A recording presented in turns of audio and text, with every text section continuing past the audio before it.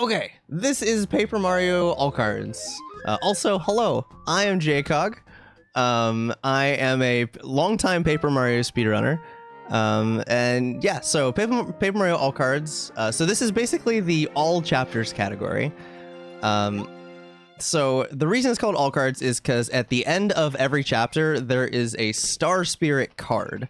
The Star Spirits being like, you know, there's 7 Star Spirits. The goal is like rescue all 7 of them, get access to go fight Bowser, save Peach. You know, your typical Mario story, I guess.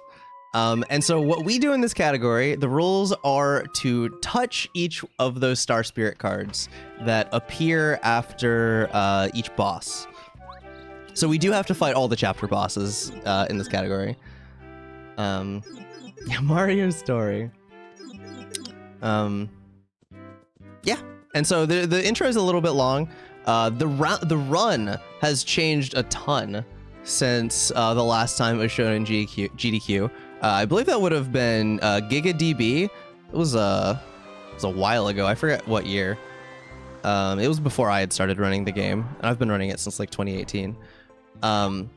But the big thing that changed was a glitch called seed duping, and we'll definitely get more into detail about that later.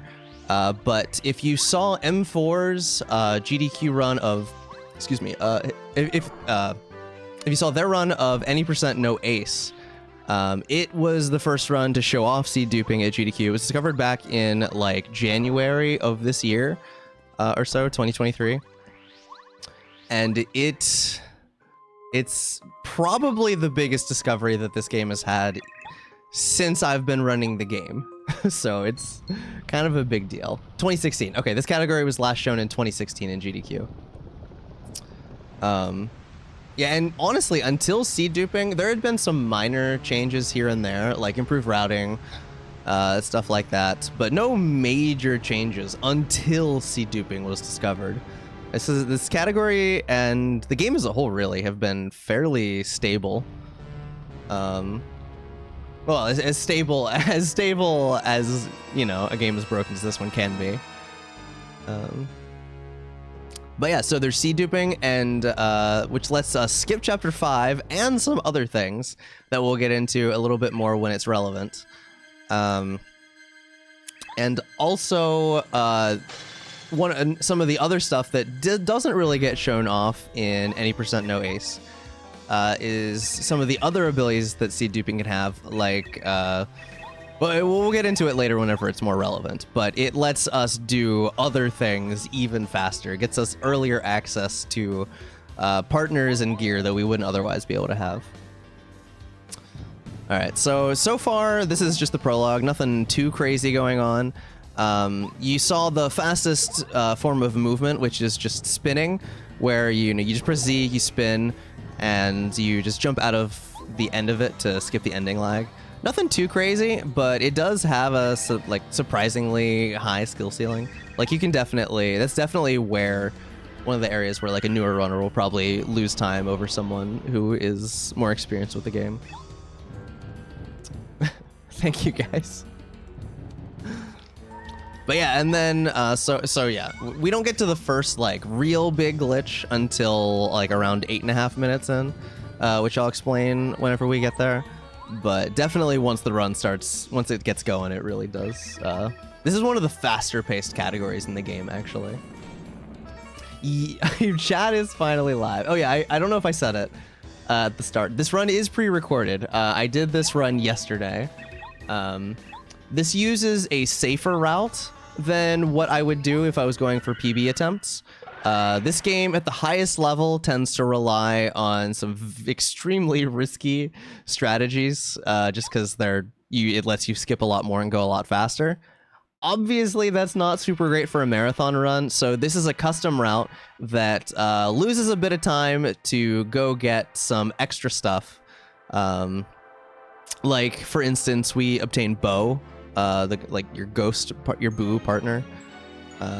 You wouldn't normally do that. However, one of the things that seed duping and a few other recent discoveries combined to let us do and save time with is para-carry skip.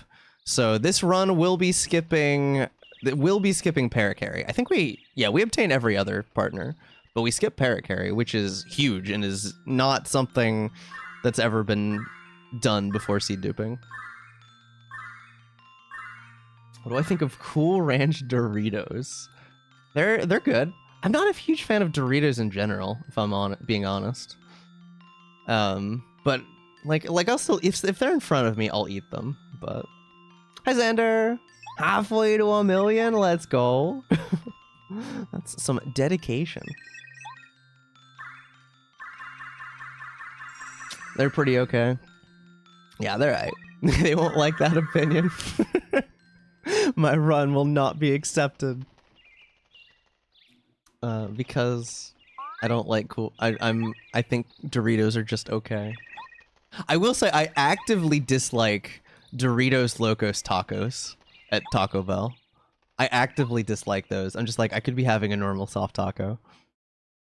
There's just they're too crumbly and they fall apart, and it's too much. Really. And I love Taco Bell. I do love Taco Bell, just not those. But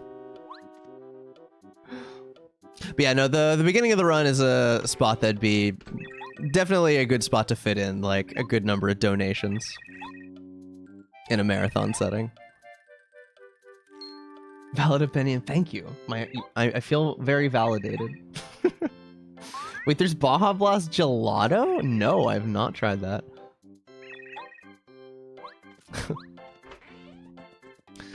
Okay, so I am gonna go ahead and explain. Okay, so first part of the game, we're like, you know, we actually get to start moving around and doing stuff. And we want to leave Goomba Village. They nurse Mario back to health. But what's gonna happen here is Kammy Koopa is going to drop a block on top of this fence. And we don't have a hammer. We actually do not have a hammer yet. And so we're not gonna be able to get through.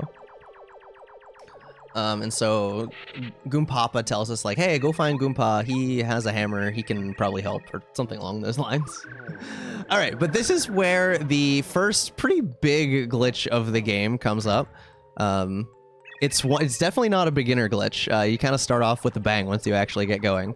But this is going to demonstrate a technique known as loading zone storage so that we can skip the first boss battle of the game that's winnable, not Bowser, Junior Skip. Skip Junior Troopa. So in this game, loading zones, which are, you know, you walk into it, you fades out, goes to a different area. You only take those whenever you're in the proper state, like the proper grounded state. And that only happens once you've been on the ground for at least 2 frames. And so what we can do to abuse that, if we do frame perfect jumps, and this game runs at 30 FPS, if we do frame perfect jumps into the loading zone and then somewhere else, we can chain those together and delay taking that loading zone. And so what you're supposed to do over here is you're supposed to go over, interact with this bush, and get the hammer. But what you can see is I jump into the loading zone, continue jumping, and then if I jump all the way over and interact with the bush, we will get the hammer and then immediately take the loading zone and skip the trigger that would normally make the Junior Troopa fight, the Junior Troopa fight happen. And so we're just gonna quick go in, get some coins, and then leave, because that does not trigger the fight. It has to be at the same time, the hammer and the fight. And so yeah, now we have the hammer, and that saved like over a minute.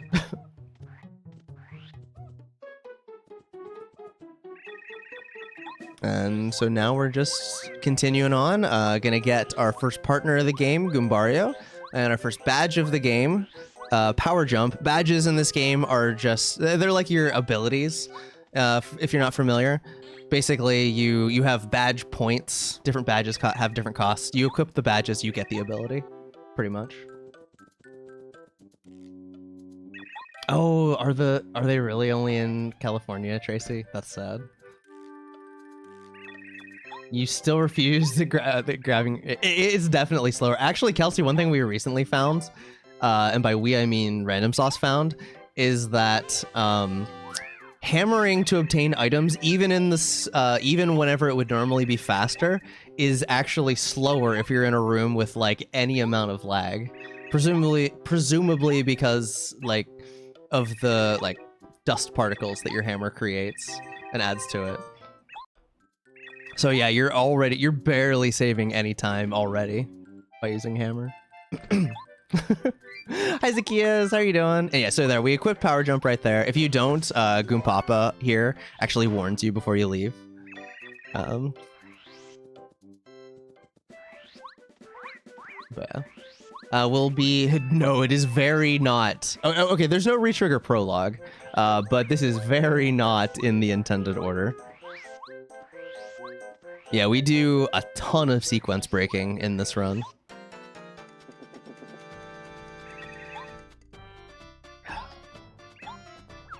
Okay, so here's our first actual fight of the game against the Red and Blue Goomba Bros.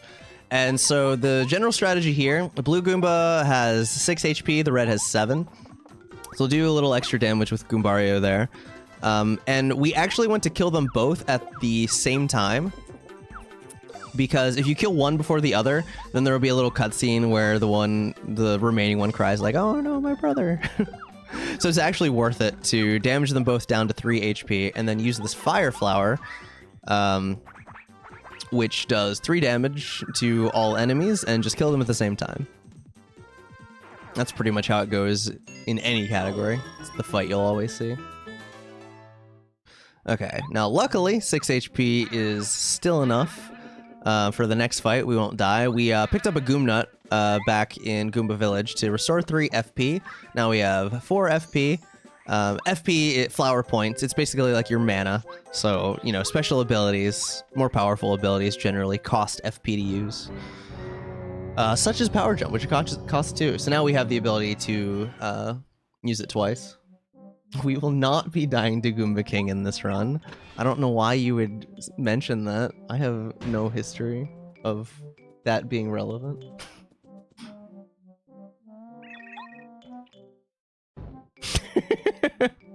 At least that much, Kelsey. Not a pro strat. No, okay, so this fight, it's one of the, not the only one, but one of the only fights in the game where you can interact with the background. And so Goomba King has 10 HP, but if you attack the tree, it'll drop a Goom Nut that'll do 3 damage to everyone, including the Red and Blue Goomba Bros, who are like in a weakened state right now. So they just immediately die. And then all we have to do is another power jump and a jump with Goombario, and then Goomba King is dead.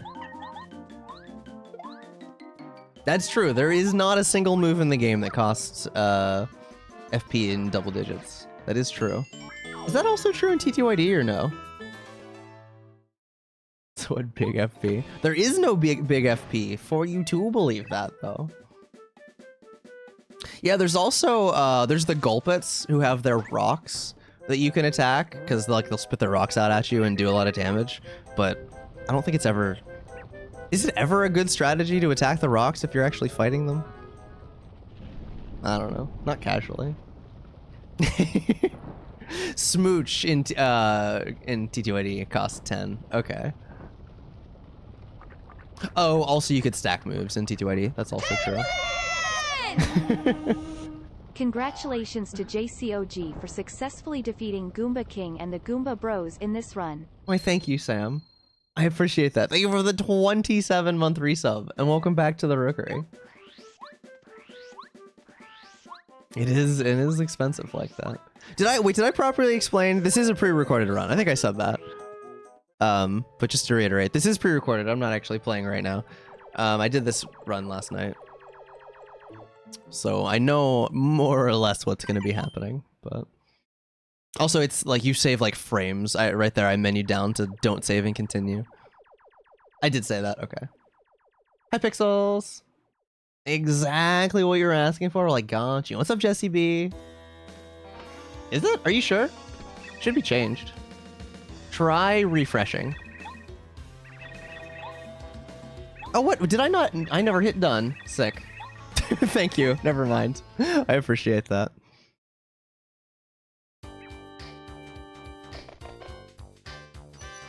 I literally updated everything. Oh, wait, it changed it back.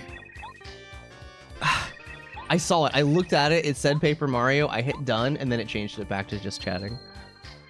Twitch is a very good website sometimes. Oh, you keep forgetting? Well, consider it a reminder. And I did successfully defeat Goomba King and the Goomba Bros in this run. It's true. All right, so continuing down here, not a whole lot going on yet. We are just making our way into Toad Town. This is like the main hub area in the game. And then we need to obtain action commands. So far, the way everything has worked is kind of just you select your move, you do the move, which is pretty standard for a turn-based RPG. But Paper Mario lets you get a little bit more interactive. And so what we're gonna do, we're gonna go up here to Star Summit, gonna meet the Star Spirits in their like ghostly projection forms, I guess. And then watch a cutscene where Peach gives us, gives Twink a Star Child who's recently been promoted, the Lucky Star, to give to Mario, which lets us time action commands and do extra damage, which is very important. It is actually possible to skip the cutscene with a glitch that we're going to be doing up ahead if you do it earlier. But then you'll save 5 minutes now and lose like half an hour if you're even able to beat it later. So. What, Kelsey? Hi, Katsy! We do be making our way downtown. Yeah, this whole thing is actually pre-recorded, including me talking and chat going, from the perspective of anyone watching this in the future on YouTube.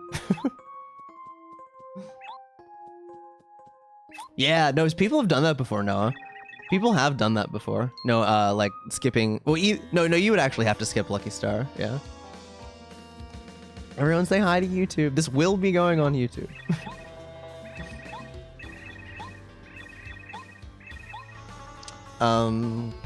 What else? Trying to think of anything else. The run picks up pretty shortly.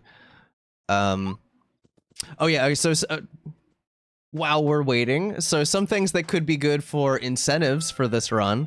For one thing, there's always when Paper Mario has been in marathons in the past, usually one of the incentives is either to skip or take Luigi to the parade at the end. There's like one part where you can just hold down and completely skip Luigi ever coming. Unfortunately, they never let us skip. People apparently like Luigi too much, but it is always a good one. And then also there are badges for attack effects that make funny sounds play whenever Mario like uses his hammer or jumps on enemies. And we can go slightly out of our way to get some good ones of those. Also a glitch incentive. I've done a glitch incentives in the past, and this game has some pretty good stuff to show off that you never get to see in runs. So you should, yeah. There is a task. There's also a task. The fastest any % no ace run task does that. It doesn't use seed duping because it's kind of old, but kind of old at this point. Or at least it's not, you know, I mean, this seed duping is still a pretty new trick, but in the grand scheme of things. Okay, so this is kind of like a tutorial fight to be like, hey, well, okay, we skipped the actual tutorial, but this is our first time using action commands. And you can see that now I was able to block that attack, and also if I hit the action command on the Magic Koopa, it does extra damage. We can actually kill it in 2 turns. Okay, so glitch coming up right now. This is Black Toad Skip. Prologue is just about over. So what we are going to do, this is going to demonstrate a few things. One is that if NPCs are close enough to the right type of wall, you can actually kind of get in between them. You can spin to give you extra speed to get in between them, and then hammer, which has certain properties that lets you ignore certain collision, and the NPC will push you through the wall and you can get out of bounds.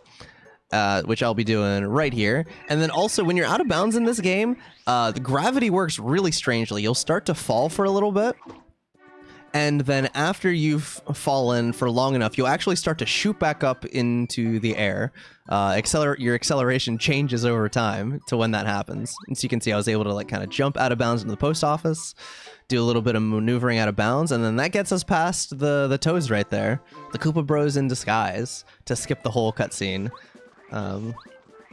where Merlon comes out and, you know, reveals who they really are. No, not the split. All right, so here, this is now, Pleasant Path. So just gonna kind of be moving along, picking up some items as we go. A fright jar that scares enemies away. A POW block damages all enemies on screen, 2 damage. Stuff we'll be using in a second. Also, we're picking up coins along the way. We eventually, first of all, we need to buy some things in this shop right up here in Koopa Village. Just some items that we're going to need for Chapter 1, because early in the game, we don't really have very many abilities, and Chapter 1 especially has you doing fights that have a lot of enemies at once, and so we need some AoE, some quick AoE damage, so pick up some POW blocks and fire flowers here. I was going somewhere with that as well. So yeah, 2 POW blocks, 2 fire flowers here. You actually, for anyone who's played this before, you probably actually, like, saved, you know, attacked all the fuzzies here and got the shells back for all the Koopas. That's completely optional. You gain nothing by doing it. All you have to do is just go straight for the fuzzy that has Cooper's shell. Cooper being our second partner that we're going to get. So we're going to spin down here. And so there's just this tree. There's gonna be like a tree minigame. You just kind of have to track which tree it's in. It's really important not to mess this up, because I mean, it's not too hard to actually track which one it's in. But if you do mess it up, there's a pretty high chance that you'll end up having to do an extra fuzzy fight. And that is not ideal. Experience is very tightly routed in this game.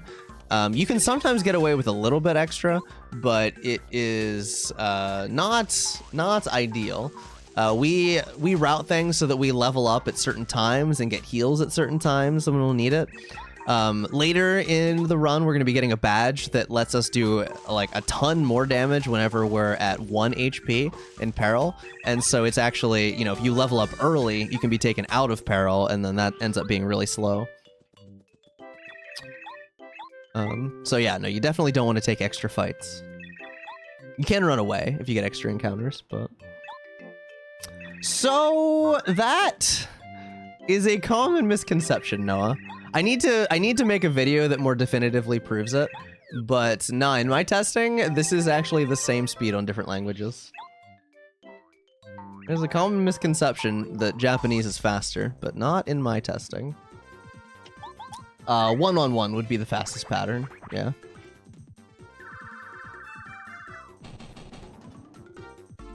Alright, so you can see here, there were 4 enemies that each had 3 HP, so yeah, having the items is super useful here early.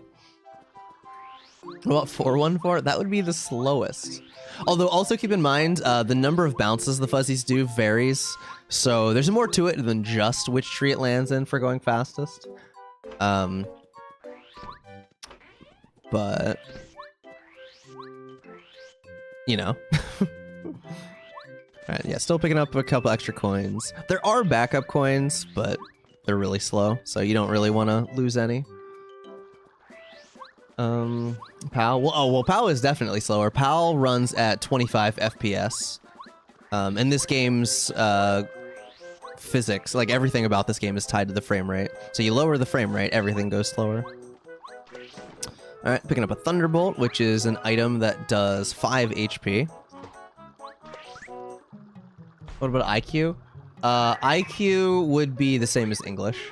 It runs at 30 FPS. So text is going to be the only difference there. At least as far as we know. I mean, those versions aren't super well tested. The text is slow enough, and it was based on the English version, so it's using English. you know, or, like, it's got Japanese glitches pat. Oh, I should probably mention that. We're playing on the Japanese version, you know, nothing, you know, pretty standard fare for a speedrun. But the Japanese version was the first version that came out. It has faster text, both because, you know, the language is more concise, and also because I believe the speed actually runs at a faster rate. Not 100% sure about that, but I think it's true. And also there are some Japanese exclusive glitches that we'll be doing to save additional time. Not as many as you might think. Most of the stuff we'll be doing this run is doable also on English, but yeah. Yep, and that is one of them, Noah, yeah. Just waiting to mug you from the bushes. Yeah, you kind of just ignore him. With the right movement, he's easy to avoid. All right, so making our way through the first dungeon, the Koopa Bros Fortress. First important thing we're going to do here is we are going to pick up another badge, Power Bounce. This badge is insanely good. Doesn't get a ton of use super early on because the more damage your jump does, the more powerful it is, and you'll definitely get to see that eventually. Also, that was staircase skip. There's just pretty bad collision there. You can just kind of jump around some walls and then jump up to the second floor and enter the door to skip the cutscene where you're supposed to drop the stairs. Oh, I thank you, Myri. How are you doing? And you actually come out the lower door and notice that the doors just stayed open there. So we actually entered through the doors up at the top whenever we felt like, you know, we fell up to the top. But the cutscene is hard-coded to make you enter from the bottom the first time you enter the room. And so we still end up entering from the bottom. And have to climb, unfortunately. I fell for the trap coming here to get Bombette. She is one of 2 partners that, with all known glitches, not using ACE, Arbitrary Code Execution, she is required to beat the game no matter what. No way around her. But that's okay, 'cause she's great to have. She lets us blow up walls that have cracks in them, and also she is really good in battle. Especially when she's upgraded and we get Power Bomb, which damages all grounded enemies. Never noticed that? Yeah. I love explaining this stuff, because, yeah, no, there's a lot of stuff whenever I'm just doing regular runs that I'd never bother explaining, just because, like, you know, I'm not going to explain it every time. Okay, this is another fight that just has a few enemies. Gonna use another one of the fire flowers that we obtained, that we bought. Well, we bought some of them, picked some another one up along the way. Fire moves just completely they kill bob-ombs no matter what, but also they only have 3 HP, so they were dead no matter what. Alright, gonna pick up, this fight drops 9 coins. Alright, and now, so I will get around to the reason why. Notice that the stairs are down right there. They were not down before. We will talk about how the story progress works in this game once it's a little bit more relevant. But note, just for now, note that that happened, and we didn't actually do the thing in-game that makes it happen. Alright, so now for the pit here, we just need to kill these 3 sets of enemies to be able to get to the other side and get a key. Here is the first bit of, real bit of RNG. We're gonna use a Fright Jar to try and scare away these 2 enemies. You want them both to be scared away. It's, what, a 90% chance for each of them? I had a dink there, which is unfortunate, but, you know, it's common enough. We have a backup for it. I'm gonna use the Thunderbolt. Would be using it later, so we will have one fight a little bit later that's a little bit slower with it, but it's not the end of the world. Take an early level up. Level up FP. We now have 10. Alright. Lots of first strikes here with Bombette, who has an insane... Her first strike, it's kind of balanced by the fact that it's hard to hit enemies with it. But it does a ton of damage, and if you get the first strike, you get to save the 3 FP that it cost. So... Commentary. What's up, Zebs? Hi, audio. Well, we have setups for it. I mean, it's especially hard casually. All right, so in this room, just picking up a key, but also these fire bars. A lot of people don't know this. I see a lot of people surprised about it. If you jump over it 10 times, if you jump over them 10 times without taking any damage, they drop 10 coins. It also applies to the fire bars that are in the volcano in Chapter 5, although we won't be taking advantage of that. But yeah, no, so we are picking those up. I never finished explaining what else we need the coins for. So after this chapter, we're going to be picking up a badge known as Speedy Spin, which you can see I'm spinning around everywhere, and you can see how much time that's saving. But Speedy Spin makes your spin last longer and go farther, and go faster and farther. And so it costs 50 coins. So after this, we need to have 50. And that is so we can go much faster over there, and it saves a ton of time. No, this run does not have the backup coin. I executed it everything properly. I figured it out. It is economical. Okay, here in this next room, we're going to be doing a trick known as pie jumps, named after I Ate Your Pie, who found them like a million years ago.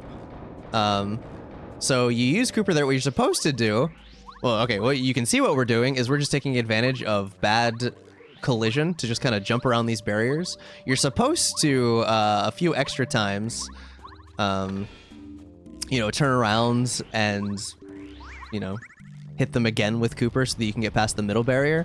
But yeah, no, that's slow. We don't do that.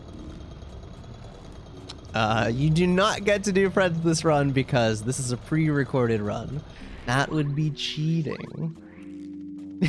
Yes, write that down. This will be on the exam. No, slow is bad. All right, and then just kind of hitting that switch to drop the stairs down to get this key, the last key.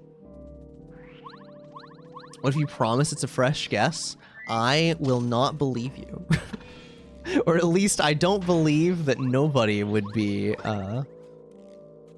willing to look it up. That is a really good emote. I love that one.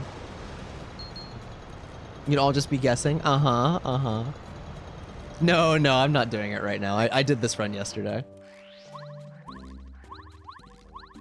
I wanted to be able to do post commentary where I explain things without having to do it every single attempt until I got a run that I was happy enough with. Okay. In this room, there's a bunch of cannons firing at you. We're gonna pick up a maple from behind this rock, which we will need afterward, which restores 10 FP. But otherwise, we're just you have to kill the cannons. There's an invisible wall behind them that doesn't disappear until you've actually killed them. So I'm just gonna be going down here, just jumping over the bullet bills. And we also, because we had the early level up, we need to hit this heart block to restore FP. Need to have 10 FP for the boss. All right, and that was just making sure that I didn't get hit. It's pretty bad to get hit by bullet bills. All right, one little fun thing that a lot of people don't realize about POW blocks in this game, they don't only hit grounded enemies, they just hit all enemies. So these bullet bills that are flying, yeah, POW block hits them too. And so that's a really fast way to beat them. And also taking 2 turns, letting the bullet bill spawn is just a nice, easy way to get a little bit of extra experience. Makes the experience routing work. Also, you can see I got 50 coins now, have all that I need after the 10 that dropped there.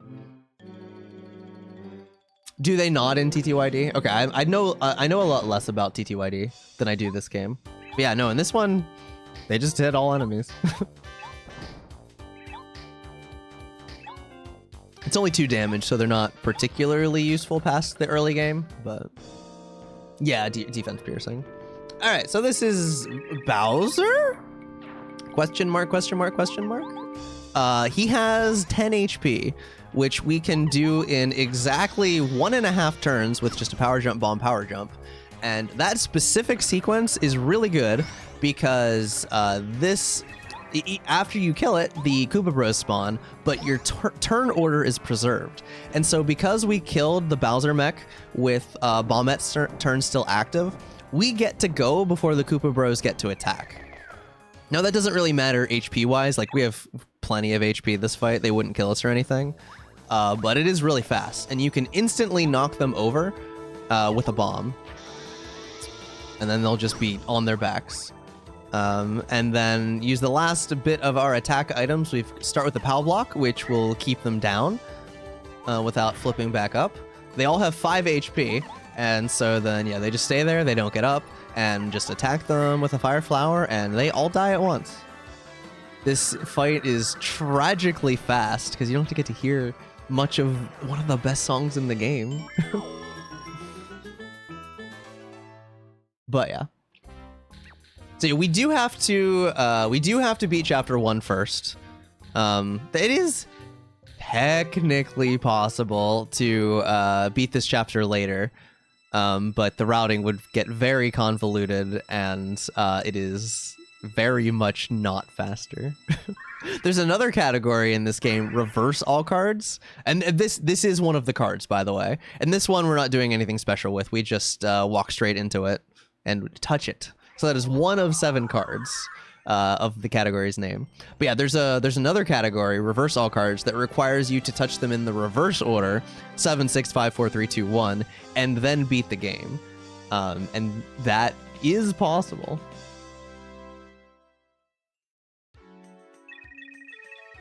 Yeah, I mean, that's honestly, there's a reason that's a trope. Boss being vulnerable to thing you got in dungeon.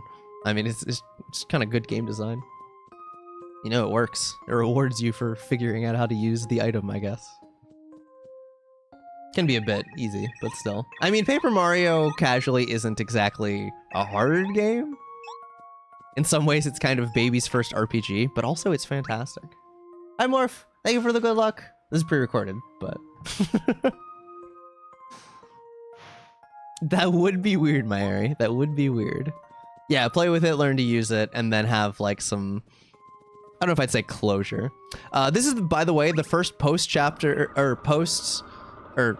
first Peach cutscene, which happens at the end of every chapter. This is one of 3 we'll be watching. In a casual playthrough, you'd have to watch all 7. We will only be watching 3. We'll be watching one of them twice, but luckily it's the fastest one. But that's not for a while. This is the last of Peach that we'll be seeing, actually, for probably a few... What, like an hour and a half? Something like that? Hi, Stavros! As many times as you want,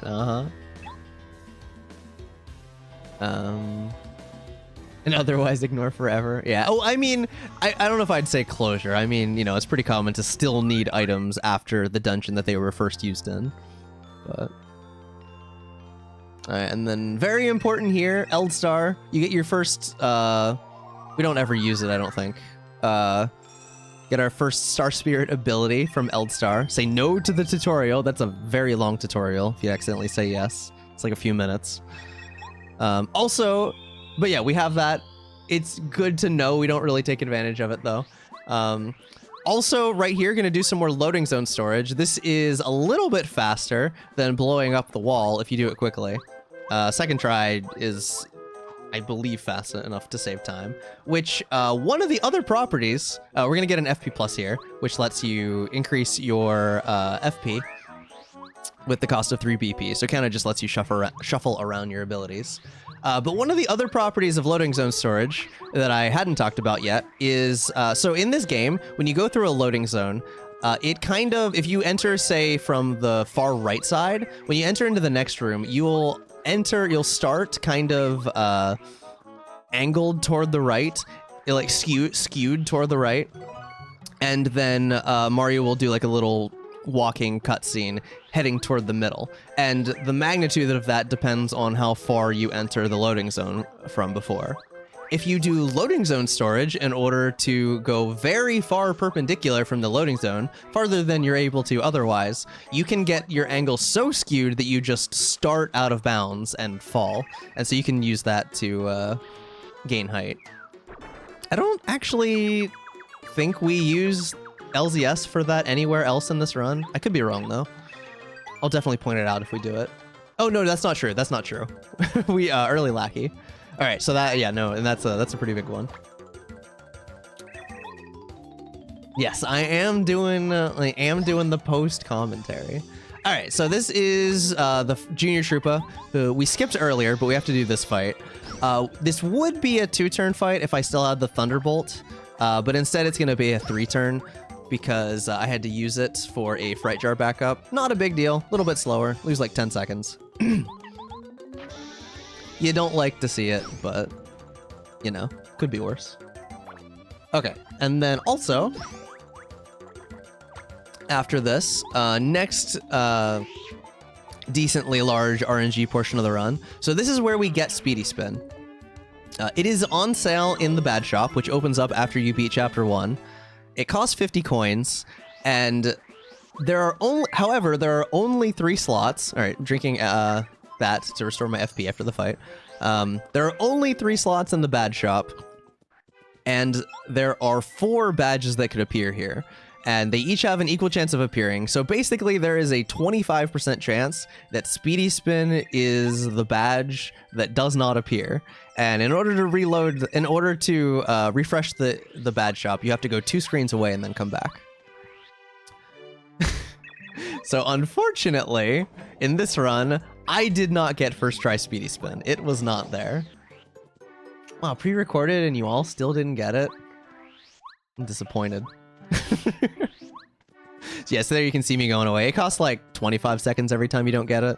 But I mean, you know, it is a 75% chance that it's there. Just because I am. Okay, but it is here second time. I did get it the second try. So right there it is. Buy it for 50 coins. Immediately equip it. Also going to equip Power Bounce as well, so you get to see that in action. And yeah, you can see the little animation. But also here, immediately, we are going to go straight to Blue House skip. So this Blue House, if you jump at the wall just right, the angled wall acts actually as a floor for 1 frame before you get pushed off by the front wall. And so if you do a frame perfect jump, you can just kind of jump over the ceiling, which has only ceiling collision that lets you through, only prevents you from leaving from the inside. And that is one of the older skips in the game. Huge skip, though. Lets you skip straight to Chapter 5. We just beat Chapter 1. We're going right to Chapter 5. For a long time, we thought that the reason that worked was because there was the box sticking out from the inside. But that is complete misinformation. That is not true. It all has to do with the way that wall collision works. All right, and so here we have to fight Blooper. And this is the first instance of seeing Power Bounce and how its RNG works. So Power Bounce lets you jump on the same enemy over and over as long as you keep hitting the action commands or until the game decides you're done. And, you know, it never goes below a 2-frame window, so it's easy to, you know, not mess it up with a bit of practice. And Blooper here has 30 HP, so basically you're always guaranteed on Blooper at least 8 bounces, and so you know, basically we're just hoping for more bounces in order to be able to kill Blooper quickly. I took Goombario out there just in case I didn't get enough bounces, but luckily I did. Didn't have to attack anymore with him. Also, another upgrade here, gonna upgrade BP. And this is kind of, what we actually want is FP, but that's why we got that FP plus. Eventually in the run, there's one fight where we need, like at the very end, where we need 25 FP, and then we need the BP after that, and so kind of just manipulating badges and stuff so that we're able to have what we need when we need it. Hi, Izzy. Yes, cheat. Okay, but now we're in Chapter 5. This is the volcano, and, you know, we're just here. The game is programmed to just kind of can expect that, you know, if you were able to get here, surely you were supposed to be here, right? So the game's just like, yup, here you are. And our whole reason for coming here is because we want sushi. We're not actually going to beat Chapter 5 right now, but we do want the partner Sushi, who is a fish that lets you swim on those panels you can see right there. And so we're just doing the required story stuff until, like, you have to talk to Colorado there in order to trigger Sushi being in this tree so you can obtain her. We're also going to pick up Power Quake, which is another badge that lets you hammer all the enemies on the ground. Yeah, and we need sushi. This is where seed duping is coming up. If you can only count to 4. Well, you might want to count higher. Let's see. I get sushi. You immediately get to see how she's supposed to be used. And just get over here, get this badge, kind of jump over the spear guy, style on him, you know. But that's all we came here for. We're immediately leaving this chapter now. Okay, so I've mentioned seed duping. I've mentioned it before, or I mentioned it earlier in the run, but I didn't actually go very into detail about how it works. And so what we're gonna do, we are going to obtain a seed from one of the bulbs that give them to you more than once. So we need to trick him into giving it to us without him thinking that he's actually giving it to us. And so we have a setup for that. The first thing that we need to do is we need to get Sushi Glitch in Toad Town. This trick was actually rumored to be possible. One person had supposedly gotten it without video. But just, you know, it's just like, oh, has to be possible, right? But no one could ever figure it out until it was finally figured out. It's kind of technical, the things that make it work. But as you can see, I just did the setup right there, and now we're swimming with sushi in the land, as fish do. Yeah, kind of technical. You kind of just you have to mess with your angles and be standing in a certain place to be able to make the game miscalculate where you're supposed to hop on sushi. But yeah, if you're not in water, the game just assumes if you're riding sushi, this must be land, and you can dive under collision and everything. Okay, but the reason that we did this is because, and I don't think anyone's ever completely looked into the reasoning for exactly what's going on at a code level that makes this possible, but for some reason, if we use Sushi Glitch and then we encounter an enemy twice, like encounter the enemy, run away, encounter it, run away again, that puts us in a state where we can start a cutscene and then move around while the cutscene is happening. And that's really useful because this Bobulb, the way that his cutscene works, is he is going to give us the seed, which immediately gets added to our inventory before the conversation is over. So what we want to do is we want to get the seed and then leave the room before the conversation is over, which is when the flag that says that you've had the conversation gets set. So basically, we get the item without ever setting that flag, which means that we can talk to the Bobulb again.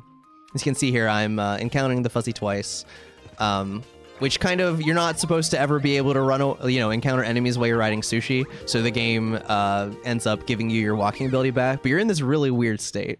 And also, for some reason, you need to pause here in order to actually be able to interact with this Bobulb. I'm going to do a badge equip while we're here, too, and also I believe this takes me a couple tries. The timing is a little bit precise, but you can see we're having the conversation, but still moving around. I get the seed, conversation's still going. I leave while the text box is still up.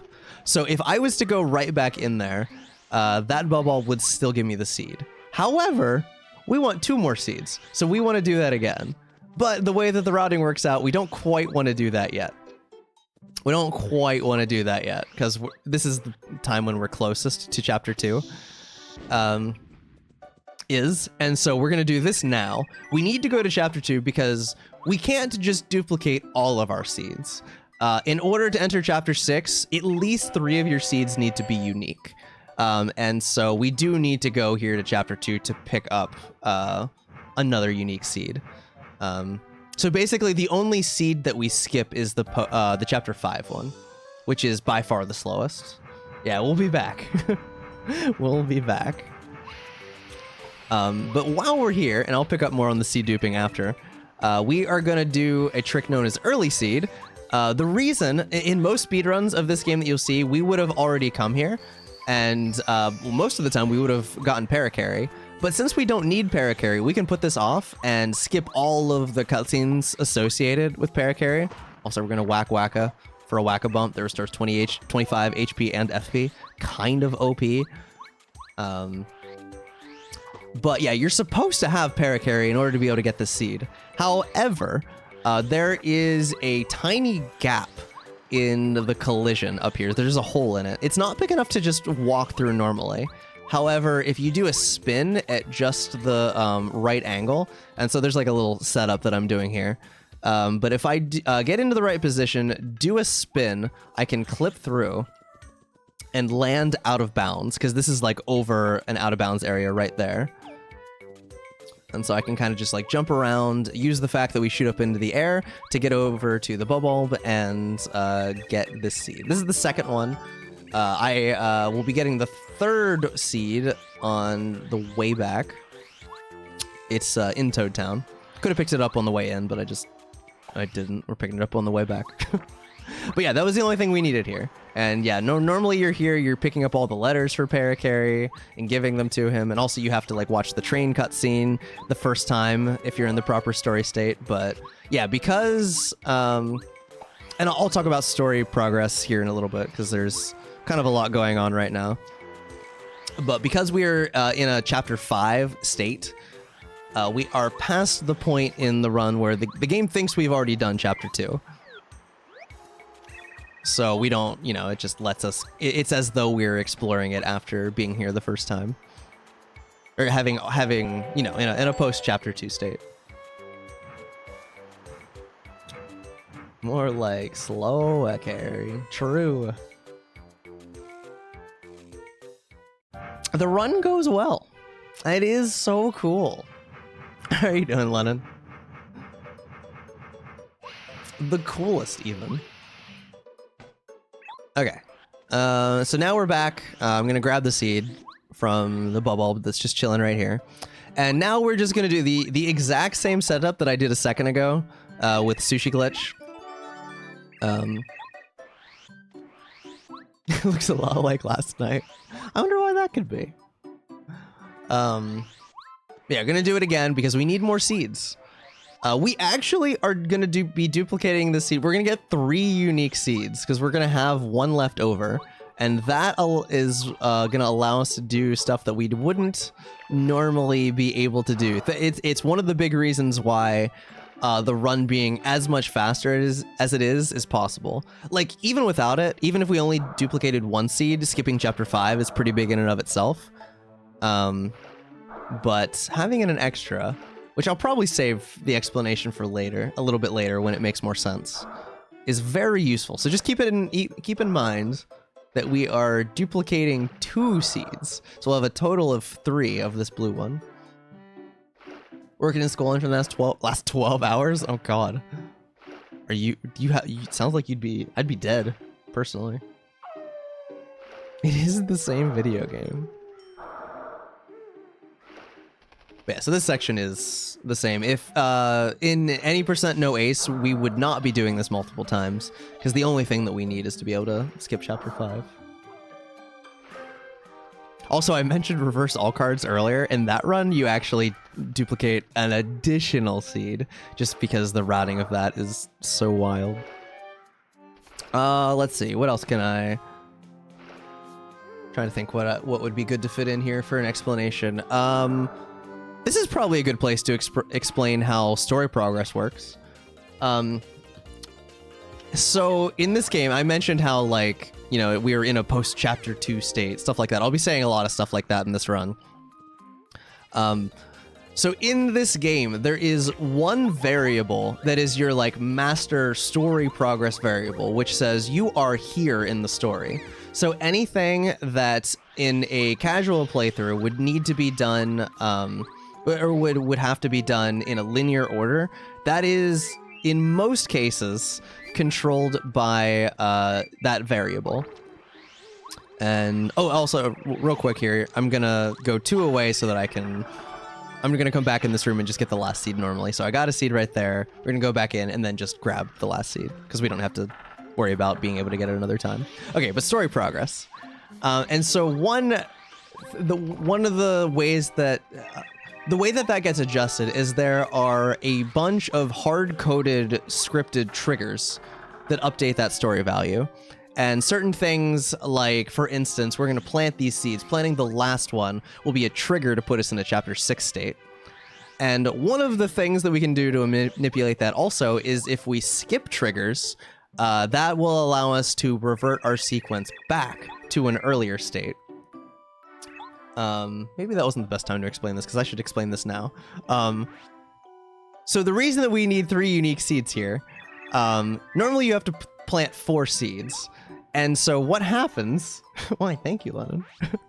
We will plant 3 unique seeds, and then under normal story conditions, if you're planting a 4th seed, the game doesn't bother to check which seed it is. They're just like, oh, you have 3 seeds planted. You're planting a 4th one. It must be the last seed. I guess you can enter chapter 6. And by that logic, here this door opens. And that also, set us into a chapter 6 state. Not as interesting going forward, like putting the story forward, but very shortly we'll be reverting our story progress to go to a previous state. So whenever I say that we hit a trigger to go to a chapter 6, next we'll go to a chapter 3 story state, that's what's going on. There are also separate flags for things that aren't done linearly, but I'll point those out as relevant. All right, time for some more loading zone storage. You're supposed to do a whole bunch of story stuff before you can obtain Lackluster, which is the only reason we're here. Nice, I got that first try. You can see I'm out of bounds again, and landed on an out of bounds seam where you can just kind of like walk on the edge of collision without getting put back in bounds. And then I just did a little bit of maneuvering out of bounds to cross that spike gap that you're supposed to need a bubble berry for. And so, all that you really need here is Bombette. Technically, there's a way to not need Bombette here, but it is very hard, and also, we have her anyway. Might as well use her. But yeah, no, we are gonna fight Lackey now, who is normally the last partner that you get, but he's also the most busted partner. And so being able to get him early is super useful for going fast. Prior to seed duping, we had to beat all the chapters prior to 6 before we could actually come to 6 and get Lackey. So we did not have access to the most broken partner in earlier chapters, but we will now. And that's actually because of the extra seed that we planted. So since we only have 3 seeds planted right now, like visually, there's only flags for 3 seeds set. If we revert our story progress to a pre-chapter 6 state and then plant that extra seed that we still have, we will be able to enter chapter 6 again, which is not otherwise possible, because before the only way to do that is to plant the seeds. And if you plant the seeds that you have, they're gone. And you can't do it again. So it was basically like you had to do all of chapter 6 in one shot. But seed duping, I don't know about that one. Seed duping is very good. It lets us do a lot of stuff. Oh, well, yeah, Back in Time is a really cool stuff. I agree. The bees, they're not too bad in this category. Yeah, this fight, we still don't have a lot of options for fights yet. We'll be getting more, not too much longer. But yeah, basically just lots of power jumps and squirts. Just trying to deal as much damage as we can until Lackey is dead.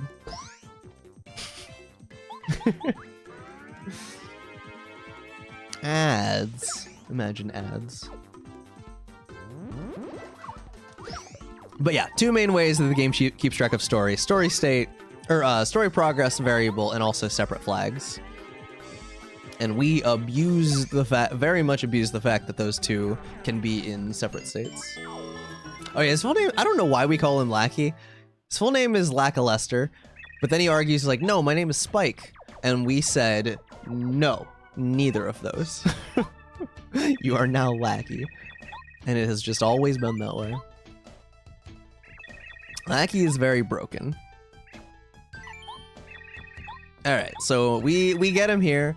And now we are going to do one of the harder glitches in the run.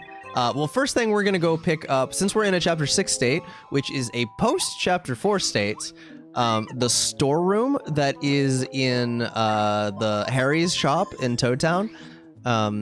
Normally you have to find the storeroom key to unlock that. But because we're in a post-chapter 4 state, the game thinks, oh, you must have already unlocked that lock, so the lock is just gone, and so we can just enter his storeroom. However, the train is still there, and the train is a needed item for Chapter 4. And so we're just gonna go pick that up for later. How do we know Chapter 6 is post-Chapter 4? Trial and error. You have to explain that. 1, 2, 6. Whoops. But yeah, no, we can just enter here. Train. Gonna pick up this Dizzy Dial for later. It will be useful. Kazi, thank you for gifting a sub to Audio Blood. Audio, welcome back to the Rookery for 30 months. Alright, also gonna do an easier version of Blue House Skip here since the lock is still locked from the inside. Lackey you can just kind of clip with Lackey. If he just kind of puts you through walls. Also, okay, complicated glitch coming up. Hard and complicated. Okay, so if you're riding a Lackey, one thing that if you frame perfectly, open your partner menu and encounter an enemy at the same time, the game will kind of force you off Lackey twice whenever you swap partners. And so I'm just kind of luring this one over to make it easy. You can see I got it first try there. And what that does is it decrements your value that's like, and riding Lackey twice. So you're in sort of this pseudo riding Lackey, but not riding him state. And that is going to give Mario a smaller hitbox that lets him jump on these blocks. Because whenever you're riding Lackey, Mario's hitbox becomes smaller. So basically, we have the smaller hitbox while being able to move around normally. And on that first block, you just kind of have enough room to be able to jump over the block. For this second one, it's a little bit more complicated because the gap isn't as big. And so we have to take advantage of the fact that the first time you hop on Lackey, Lackey wasn't really cooperating there. Had to reset it up. The first time you hop on Lackey, you can basically warp down to his position, his Y coordinate, and Lackey warps to your X and Z coordinate, and it just kind of forces you straight down, and behind the block, and that lets us get Ultra Boots. Also, yeah, that was, those were, I did that really well. That was really good. So now we have Ultra Boots, which definitely increases our power, and also lets us hit blocks that are higher ups, which is how I got that life shroom. And now we've done a bunch of the prep that we needed to do. We have the most broken partner in the game. We have Ultra Boots. And so now we are going to start actually going and beating chapters. The first one we are going to beat is Chapter 3 for a few reasons, which we'll get into. But basically, it doesn't make sense to do this chapter any later. Then we're doing it. There's no benefit to doing it later. And also, it has access to Mega Rush, which lets us do +4 damage on each of our jumps whenever we're in peril. Or it gives you +4 damage when you're in peril. And that applies to each of your jumps. And you jump twice when you do jumps.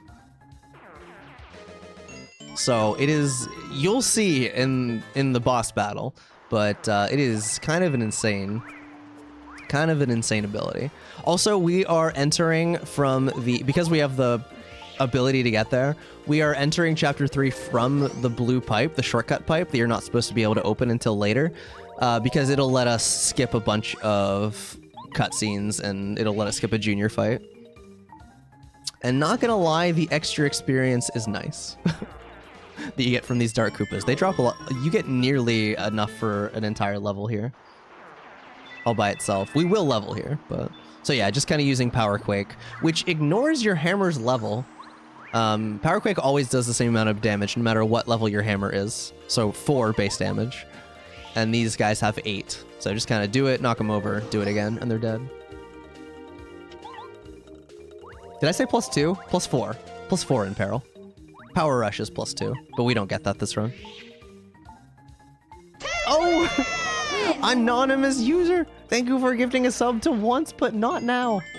Once. Welcome to the Rookery and enjoy the penguins. And no ads. Okay, upgrading BP again, which is useful. As we're gonna be getting more badges. Yo, we got us a hype train, a scam train going too. Okay, useful, very useful thing here. You can see we're just ignoring Boo's Mansion for now. Oh, thank you for the, thank you for the 100 bit subs. Alerts are off though. I'm very sorry. This is alerted in the title. You were warned. Oh, okay. Just a cat. Well, thank you. I appreciate it. But yeah, so through here, because the game considers us to be in a chapter 6 state still, there's just nothing here. No cutscenes. We just got to run right through where there would normally be cutscenes here. Also, up here, one of the... You're supposed to have paracarry for this gap, but you can just kind of jump up the collision here. Now, unfortunately, yeah, that happened, which we don't want.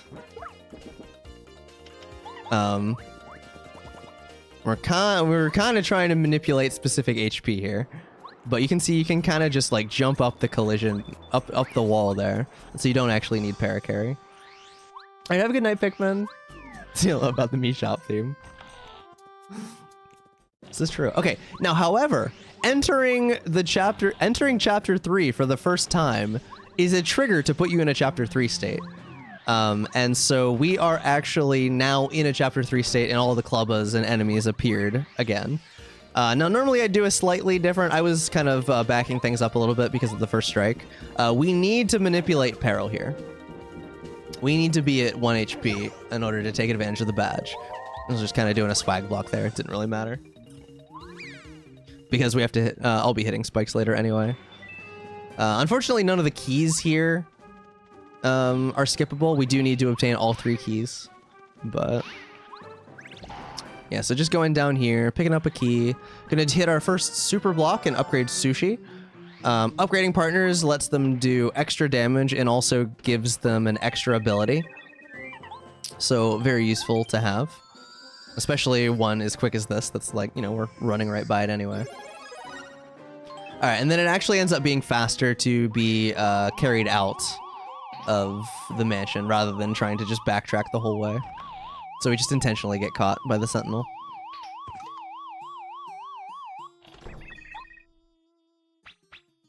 Yeah, get yeeted out. Kind of just drops us. Not as much of a yeet, but...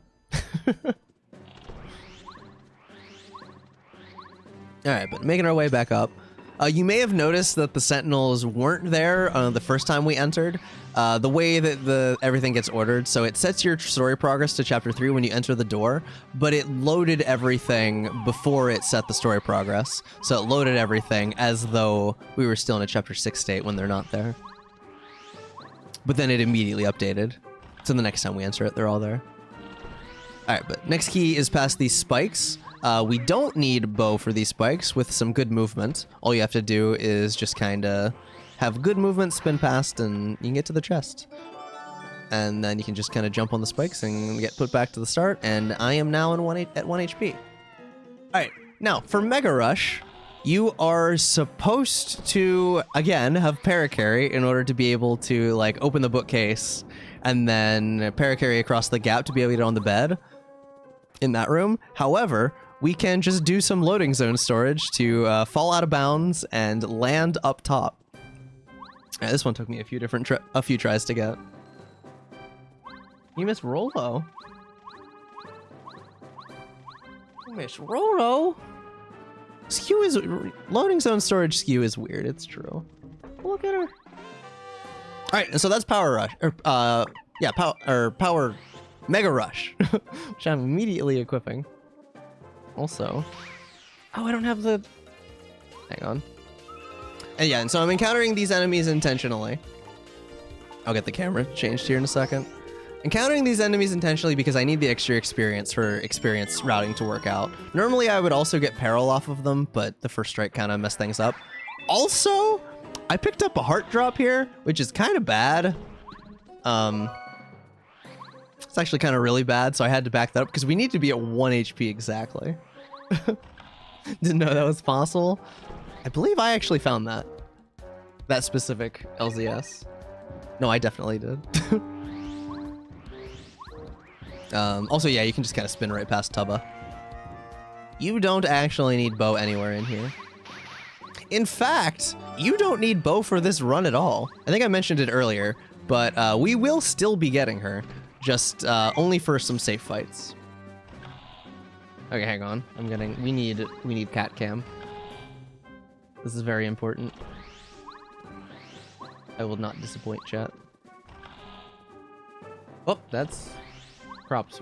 Wait, is that? Oh, it's just pointing in the wrong spot. There we go. I was like, that looks weird. All right, I tried to go for a skip there where you can kind of overlap two cutscenes, but it's frame perfect. You get one try at it, and I messed it up. So this cutscene is just normal. Here we go. This is Rolo. She likes to watch me play sometimes.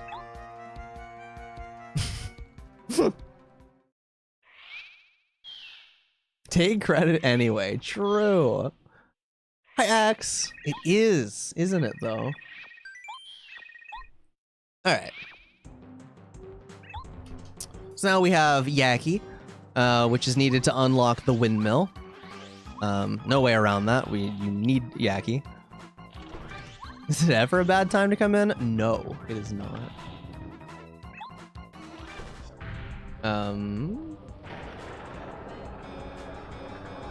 Yeah. Also, unfortunately, there is a skip that you can do to kind of skip having to go the long way around here, running from Tubba, but you need paracarry for it. So we do lose a little bit of time there to not having him, but not enough to make it, you know, it's not that much longer. Hi, Jackie. How are you? Oh, nice. How was the arcade? I'm guessing not as exciting as yesterday. Kind of hard to beat yesterday. Yeah, we're running away from here. So this was probably the low point of the run. Because I still need Peril, right? Which, you know, shouldn't be too hard. It's a time loss, but there's a lot of ways that I could take 1 damage. But you'll see. Ideally, I would just be at 1 HP right here. And also, of course, I can make things a lot, like, you know, it's also still safe because, like, in a marathon, I would be saving and stuff. So I wanted to jump on this cleft and then run away. Messed up the jump. So that was a no-go. Run away. I was like, okay, well, I'll just get first struck by this Paragoomba. But I didn't get first struck because, I don't know, who was feeling like a pacifist today, I guess. I was like, okay, well, I'll run away and try again. So I just kind of wait here. And then that time he got me. And now I'm in peril and all is well. Everything is good now. Hi, Habits. As long as we're not counting this specific section of the run, yes, Habits. Okay, but it's smooth sailing from here. Yeah, so we're at 1 HP, and you already saw against the club as I was able to use Power Quake and do 8 damage to everything instead of 4. But with Power Bounce, so now I have Ultra Boots, which set your jump power to 3, and I'm also in Peril, which sets your, which brings my jump power up to 7, which applies to each jump. So if I was just to do a regular jump, it'd do 7 plus 7 and do 14.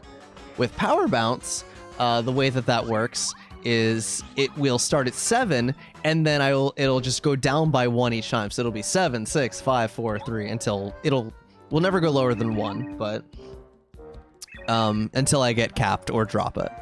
And the first turn, the heart charges. You're supposed to have bow here and, like, you know, out of sight whenever it attacks you. But that's kind of irrelevant whenever I can just do enough damage in 2 turns to kill it. You never get anything lower than a 4 cap here, and all you need to kill is a 5 cap and a 4 cap.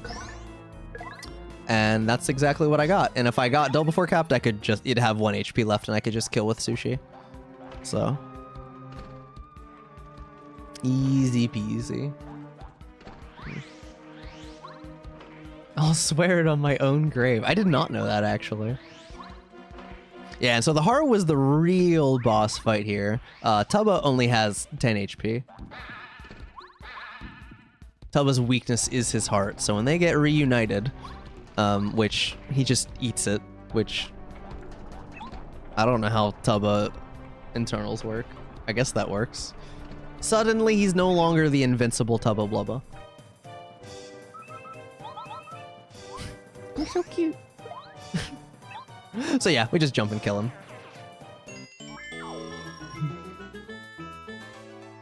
He dead. A very hearty meal. True. Okay, so this is the second chapter we've beaten. Chapter 1 was nothing crazy with the card, but the Chapter 3 card is going to appear now, and we're going to do our first instance of card LZS. Now, this doesn't really do anything, but it's kind of a quirk of the category that the definition of, like, we decided touching the card ended the chapter before card LZS was found, and it's fast. People decided to keep it, and yeah, so that's just kind of what we've gone with. So what we're gonna do is we are going to do loading zone storage. We are going to touch the card while we're falling, and then we'll take the loading zone after touching the card, and we will have touched the card without actually having to watch any cutscene. And you actually see the card disappears. Now, that's just because touching the card advances your story progress by 1, which really only has the effect of making the card not be there for some reason. So, but it didn't actually do anything else. Okay, also, if I was doing a PB attempt, I would not be going here. I would not be going into the mansion because we would not need bow. But because this is for a marathon and we want this to be safe, I am gonna go over here. We don't have paracarry. We're gonna get out Cooper for this boost portrait. It is just barely possible to get it with Cooper without crossing that gap. And then we're just going to run up top and obtain bow. And this works because just like Tubba's Castle, Boo's Mansion also has a trigger to trigger the story state that you would normally be in whenever you first enter the mansion. The first time that you enter the door. And so we can just run in here, suddenly be in the right story, have our story sequence correct, get Boo's portrait, run up here, and just get bow. So it's a detour, definitely not something you want to do if you're trying to go as fast as possible, but very much worth it for the safety, because bow has the ability out of sight, which makes it so that for 1 turn you are invincible. And whenever you're a glass cannon and you're trying to do power bounces while in peril, it's really nice to just have 2 free turns to be able to do that. Chapter 6 card LZS is slow. Literally slower than not doing it. Lennon spreading misinformation on the internet. Not his weakness, but his power source. I don't think that's how it works, Fillion. I would say no. Okay. But now, because we have the blue pipe open, normally there would be a junior trooper fight in the forest, but we can just not do that by taking the shortcut pipe away. We do slow stuff in the marathon run. Only slow stuff that makes it for a better marathon. Okay, the next chapter that we're going to want to beat is Chapter 5, mostly because it's just the closest one with the closest one available. But we want to get straight into the volcano. And so what I'm going to do here, there's a really easy version of this with paracarry, but we don't have him.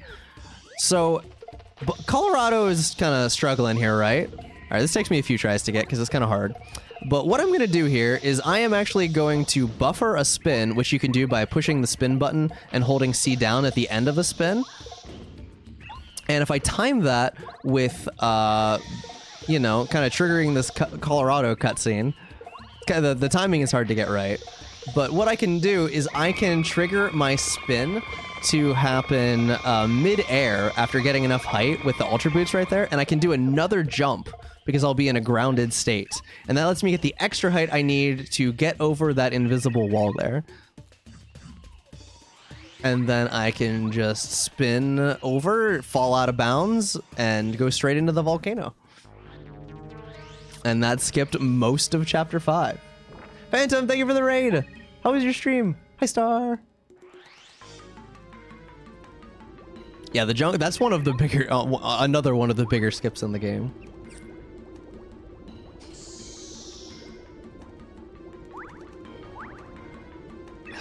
I believe if you get that one first try, it's actually faster than doing it with Paracarry. Maybe? That might not be true. It's definitely harder than doing it with Paracarry, though. Getting a headache? That sucks. I'm sorry. Okay, and right here, I go for a trick and miss it. It wasn't a big deal.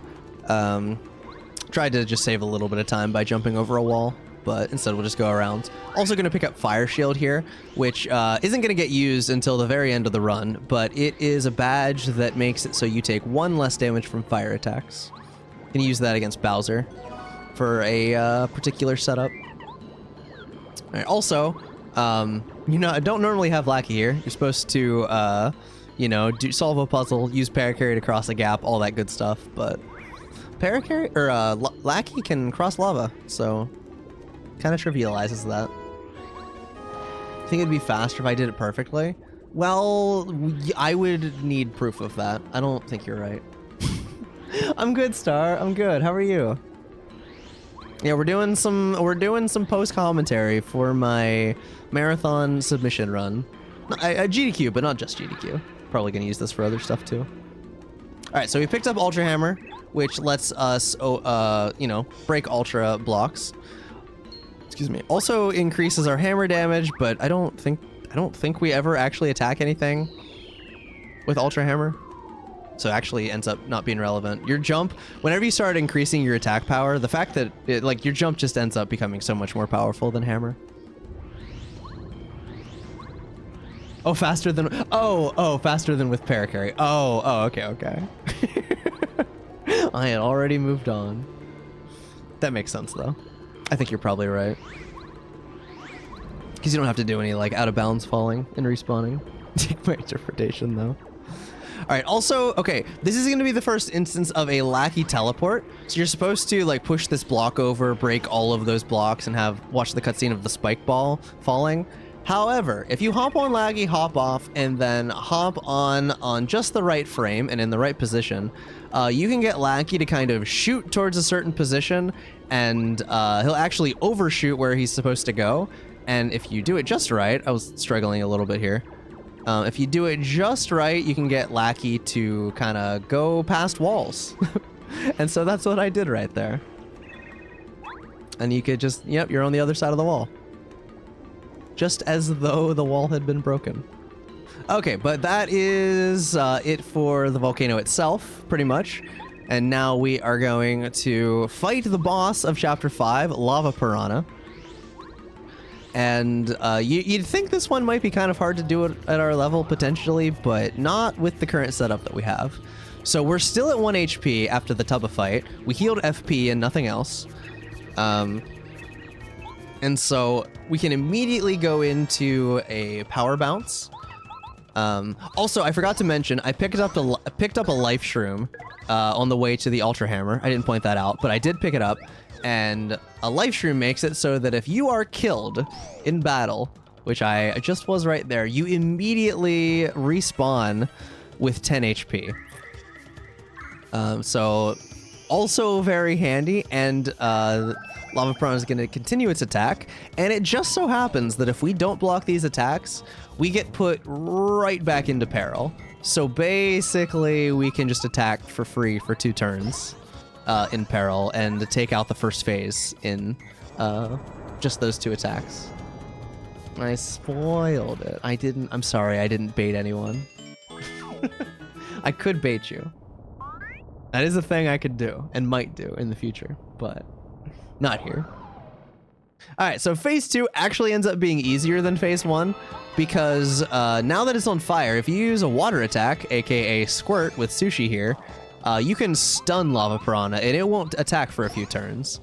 And so I can just do some damage here with Power Bounce, and then Colorado will come in here and try and save the day and fail. And he tried. And then the Lava Buds will spit out some Petite Piranhas that will do a lot of damage next turn. You know, if there was a next turn. So yeah, you just get a free turn there. And Lava Piranha is now dead. Yay for effort. So it's pretty safe. No, that fight is extremely consistent. Because they're petite Zebs. A mod wouldn't lie. Wait, hold up. It's a miracle it's working out. Okay, and so here's the Chapter 5 card. And just like in Chapter 3, we are going to do card LZS to touch the card without actually obtaining it. This one, touching the card actually does even less. It doesn't even make the card disappear. Not that we'll see that. I'm just going to do some frame perfect jumps all the way over. Touch the card, and we have satisfied the requirements of 3 cards so far. Now, we do have to backtrack out of the volcano, since we're not watching the cutscenes at the end anymore. And by the way, we're able to do that because of seed duping, meaning we don't need the seed that comes from beating the chapter. All right, and this jump is actually, like, kind of precise to be able to make the platform. You can ride Lachio in the lava, but it's slower. Also, we want to take some damage here so that we can get down to 5 HP for the next fight coming up. So I'm going to intentionally hit these fire bars. Also makes it nice because you get iframes for the lava bubbles there. But yeah, it's faster to spin across the ground than it is to ride Lackey. Also, this spike here, we're just going to kind of spin under it, take the damage. Now we're at 5. And yeah, from here, it's just backtracking our way out. Now, the next chapter that we're going to beat is Chapter 2. And Chapter 2 is, I guess actually now with this route, unique among other chapters, and that we benefit a ton from doing most of it in an already completed state. So we're currently in a Chapter 5 state, and nothing that we're going to do until we actually end up downgrading our hammer is going to update our story state. However, all the items, like the keys that are there, and a lot of the things are like the dungeon is in a very weird state. You'll see more when we get there. But yeah, we want to do that, and also it's closer than Chapter 4, which is the other pre-Chapter 6 chapter we need to do. So we've done 1, 3, and 5. We have 2 and 4 before we move on. We do also... Oh, one handy little thing. We could just break this with Ultra Hammer, but whenever you have Ultra Boots, you can actually break silver like stone blocks from above. So, you know, nice and neat. Yeah, so now we're fighting Electro Blooper. Gonna do nothing on turn 1. Take the additional 4 damage that we need to be in peril. And so now we can Power Bounce and do half of Blooper's damage. And then on this turn, Blooper is just going to electrify himself. So we can jump on that. We would take damage, but Sushi can we can sacrifice her. It's fine. It's for the good of the run, Sushi. And that gets rid of the electricity, and then we can Power Bounce. And Electro Blooper is dead. And this area right here is what unlocks the shortcut pipes to Prologue, Chapter 1, and Chapter 2. Chapter 2, notably, which we have not entered. Well, we went into Mount Rugged, but we didn't continue on into the desert. Actually, we couldn't have at the time, because we didn't have any way to cross a gap. But yeah, so we're just going to go here. Again, reminder that this is in a completed state, so the ruins, you know, normally... In a normal playthrough, you have to, like, you know, get the pulse stone, place it, and then the ruins appear. The ruins are just already there. We can just enter. However, because we're in a completed state, the boss is not there. Toot and Koopa, the boss that we need to fight to make the card spawn, is not, just isn't there. And so what we need to do is we need to get all of the things that are you know, they're there because of flags, not story progress, because you can do them in any order, normally. But we're just going to kind of go and we're going to skip that lock because the sand is already down, but the key we can still pick up. Same thing with this next key over here. True, but unfortunately that never comes up in Speedrun's Watermelon. Yeah, so we just got 2 keys. We're going to be able to skip some intended things. We already have the Ultra Hammer, so we can just break this block immediately without having to get a hammer upgrade. get the pyramid stone, one of 3 stones that we need. Still in peril, so we can first strike this stone chomp, and then also kill the next one. I think so, Kittles, potentially, unless I'm just too entertaining. All right. But yeah, just doing that while we're here. Continuing on, opening a door. You're supposed to, in this next fight, trigger these pokies in order to make a key spawn, but we don't need to do that since we still have a key right here. All right, and then so we can just kind of move on, blow up this wall, and then we'll come back to it. It's just a little bit faster movement-wise to run away first. Yeah, note that the path down to the boss is there. But Toot and Koopa would not be down there if we were to go down. Gonna go here first because in the completed state the sand is down, so we can just run right over and get the lunar stone. I'm gonna do an untimed power quake, which is you know, just a nice quick 6 damage. Don't even need to charge the action command because we still do enough to kill even without it because of Mega Rush. And yeah, now we're going to go back. I believe you can kind of do this in either order. It doesn't really make a difference. I believe I go down first. Oh, no. Okay, I went up first. Yeah, I just kind of used the tornado jump from Ultra Boots to clip up there without para-carry. And we're going to grab the super hammer. We are downgrading our hammer. Luckily, we don't have to break any more Ultra Blocks. There are no more that we will ever need to... We don't actually need our hammer anymore this run. And so we are just going to downgrade it, and what that does is it puts us in a Chapter 2 state. So we've already done everything here that's faster with being in a post-Chapter 2 state, and so now we can... that will put us back in a state where we can place the stones and open up the path down below, and Toot and Koopa will now be there whenever we go to his room to fight him.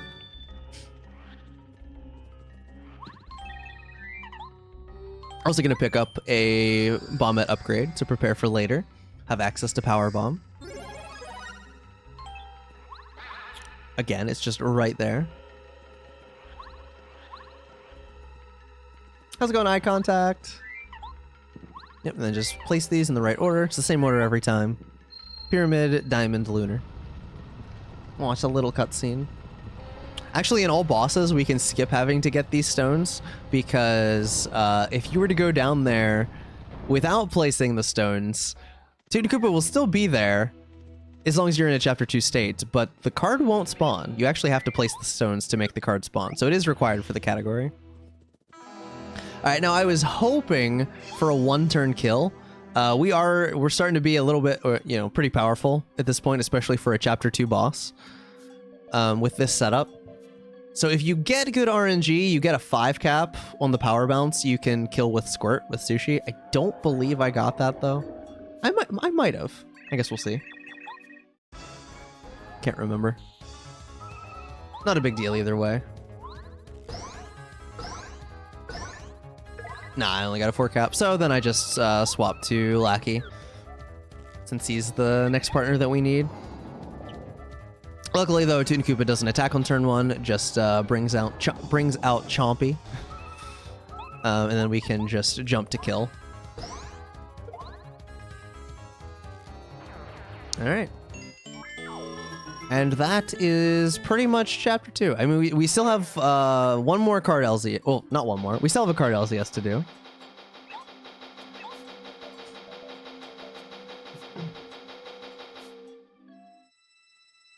One more. This one's a little funky because there's the door there. And so you have to do like a short little jump into the loading zone and then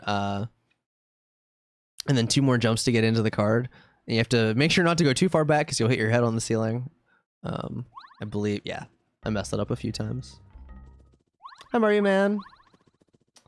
No, the chomp actually does not give you experience unless you kill it directly. So luckily, it does not affect your experience at all, no matter what.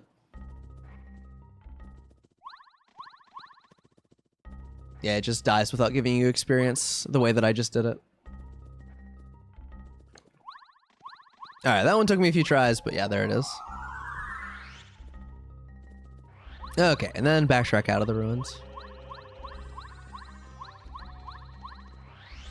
So next thing that we need to do, we only have, so we've done chapters 1, 2, 3, and 5. So next we're going to want to do chapter 4. And now remember, we picked up the train earlier.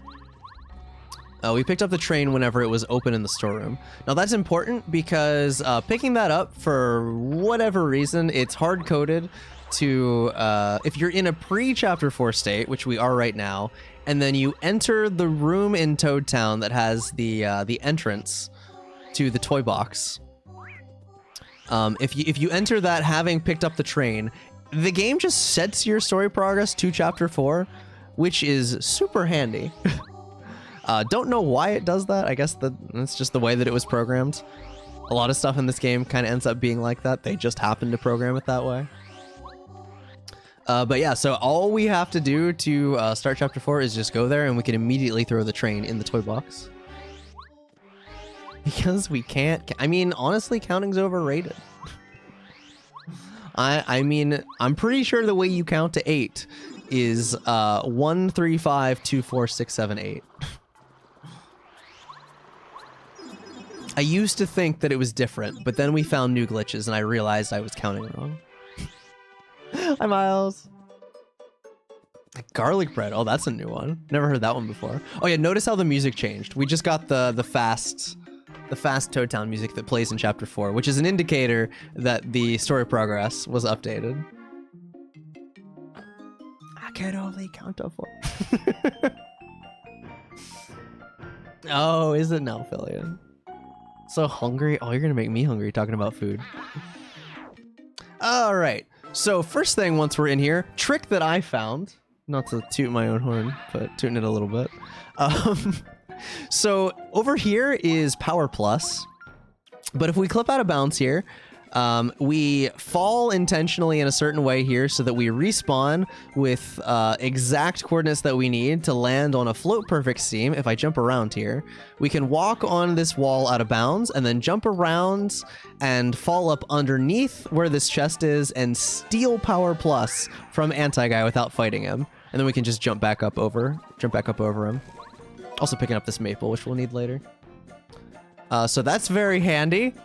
Shouldn't have to explain. Well, maybe I should. This is also another Lackey teleport, which lets us clip in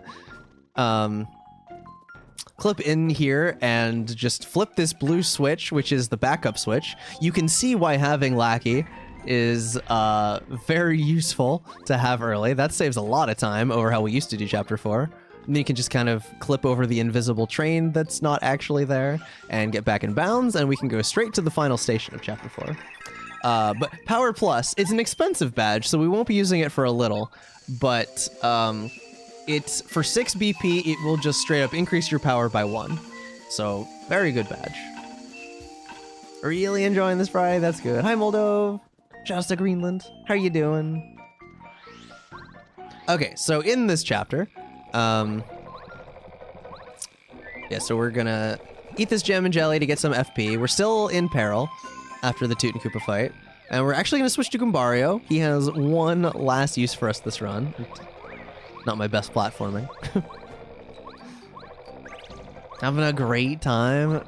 You love to hear it. Oh. Alright, so just going to make our way over here. We need Lantern Ghost.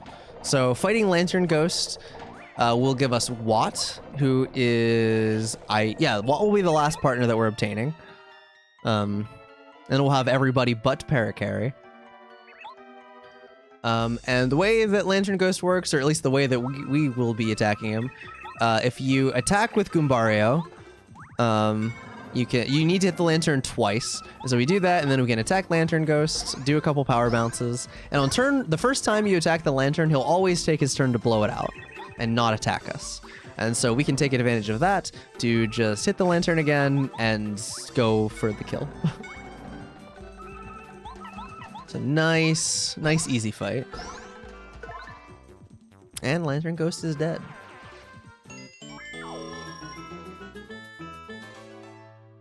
Oh, I should turn off this camera. There we go.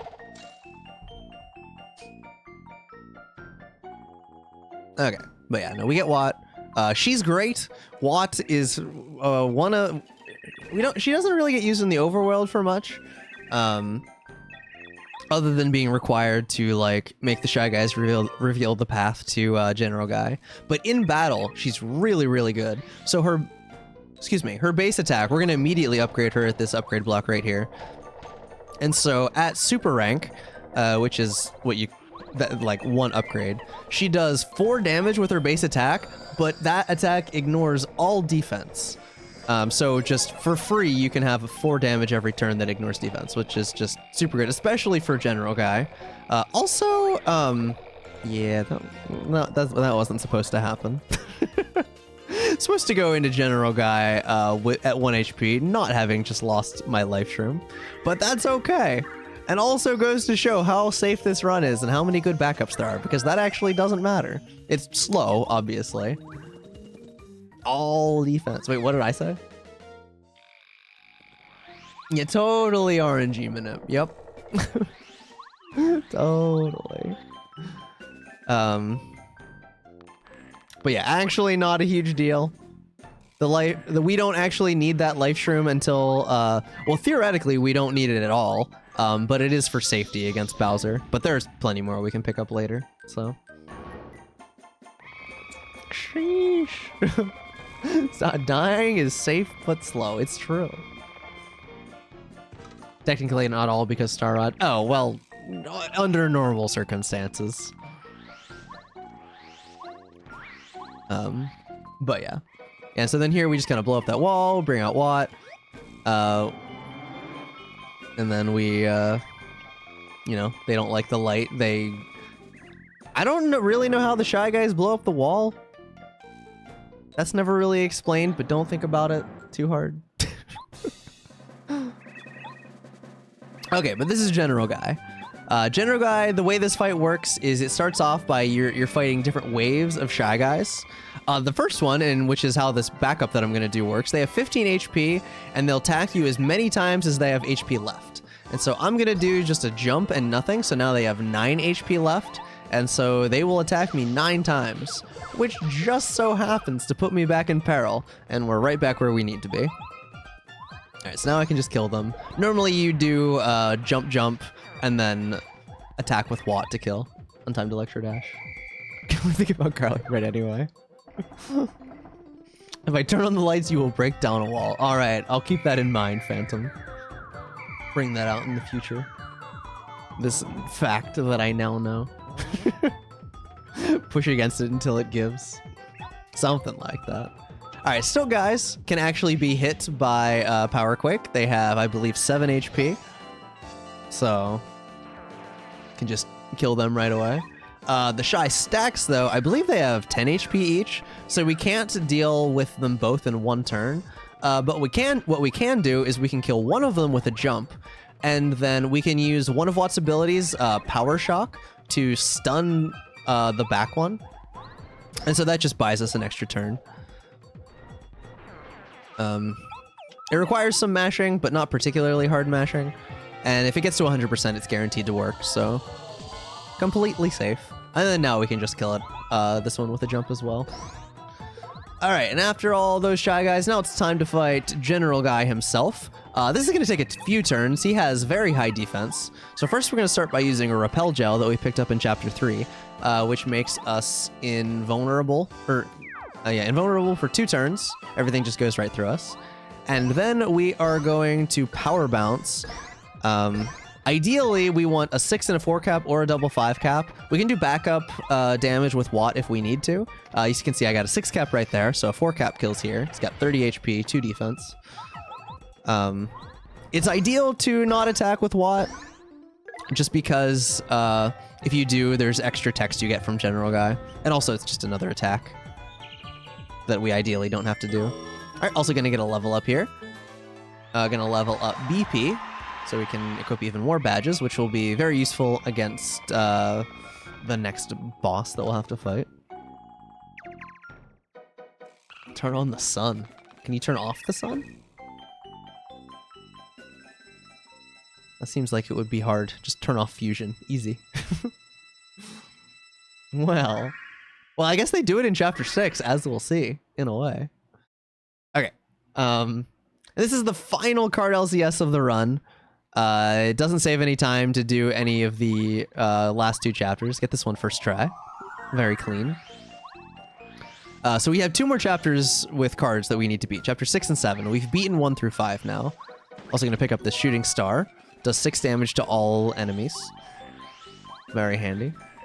But yeah, just going to backtrack our way out. It's a little bit faster to use the left exit here, just because the length of track that you have to travel is shorter.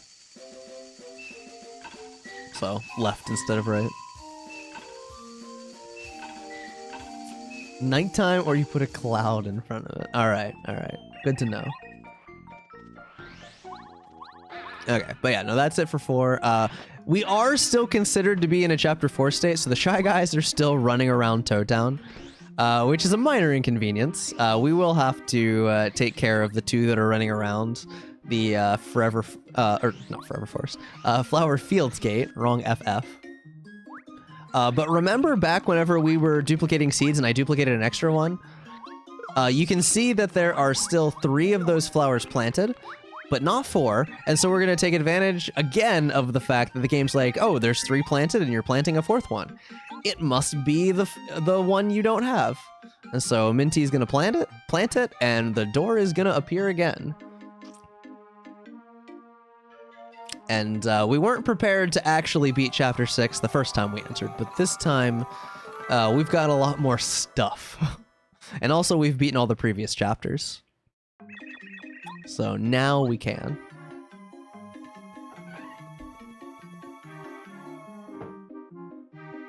Now it's doable. Okay, unfortunately, there's a little bit we can do to speed up 6. But unfortunately, the way this chapter is designed, we kind of have to do most of what they want. But there's still some pretty cool routing and ways that we take care of it, and a few glitches here and there. Okay, first thing we need to do, though, is we need to take out these 4 moles that are getting in the way of Petunia.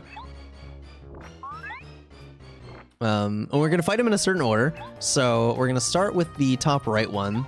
They're always going to have 3 moles. And so because we just leveled up, we're at max HP. We want to get back down into peril.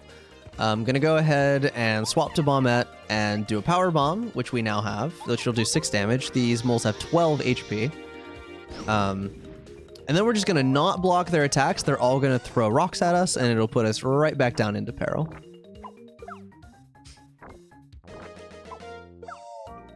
Alright, and then we can just do an untimed Power Quake and take care of them. And now we're prepared for the other moles to be able to take care of them really quickly, because we're already in peril. How's it going, Glow Hazel? You did, it's true. Alright, so this one just has 1, so we can just kind of do a jump to kill him. Mole music is hype, it's true. I wish we got to hear it more. Alright, also gonna pick up a red berry, because I need it. We need it moving forward. Also, I'm supposed to first strike this mole, but I messed that up. But thinking on the fly, just did a quick backup. Just did another untimed Power Quake and Power Bomb. And I was gonna be eating a maple right after this fight anyway. So I just went ahead and did that.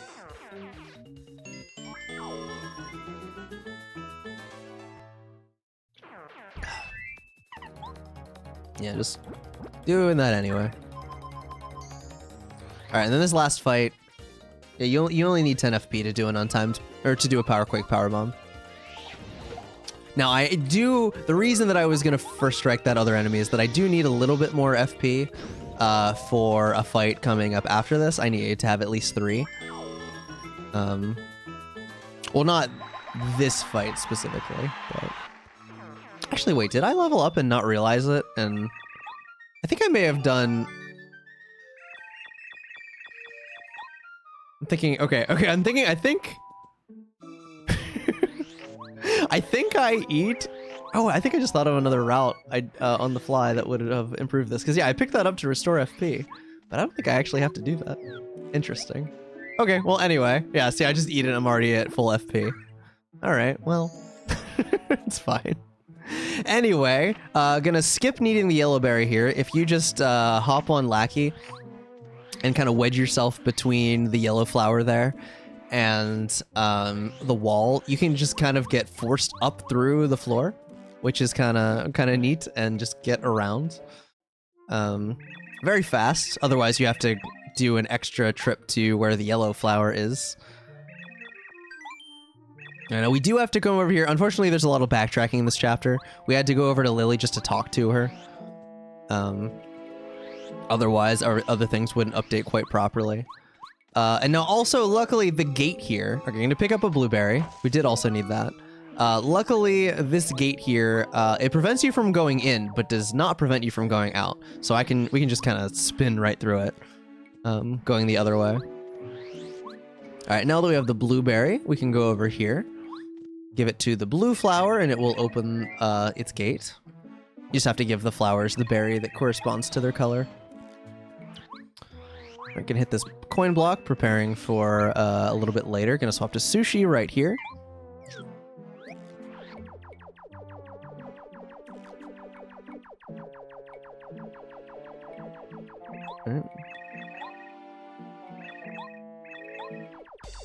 All right, now this fight has a little bit of RNG to it. Going to use a shooting star. Should have attacked with sushi there first there, but it's just a minor time loss.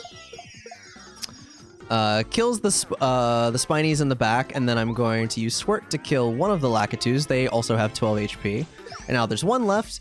It can either spawn another spiny or attack you directly. It attacked me directly, which is what we want. Because if it doesn't, you have to kill the spiny, which requires you to use your other shooting star, changes the route a bit, and also gets you extra experience, and overall is just like a bit slower. But we got good RNG there. Now we're gonna make our way through this maze.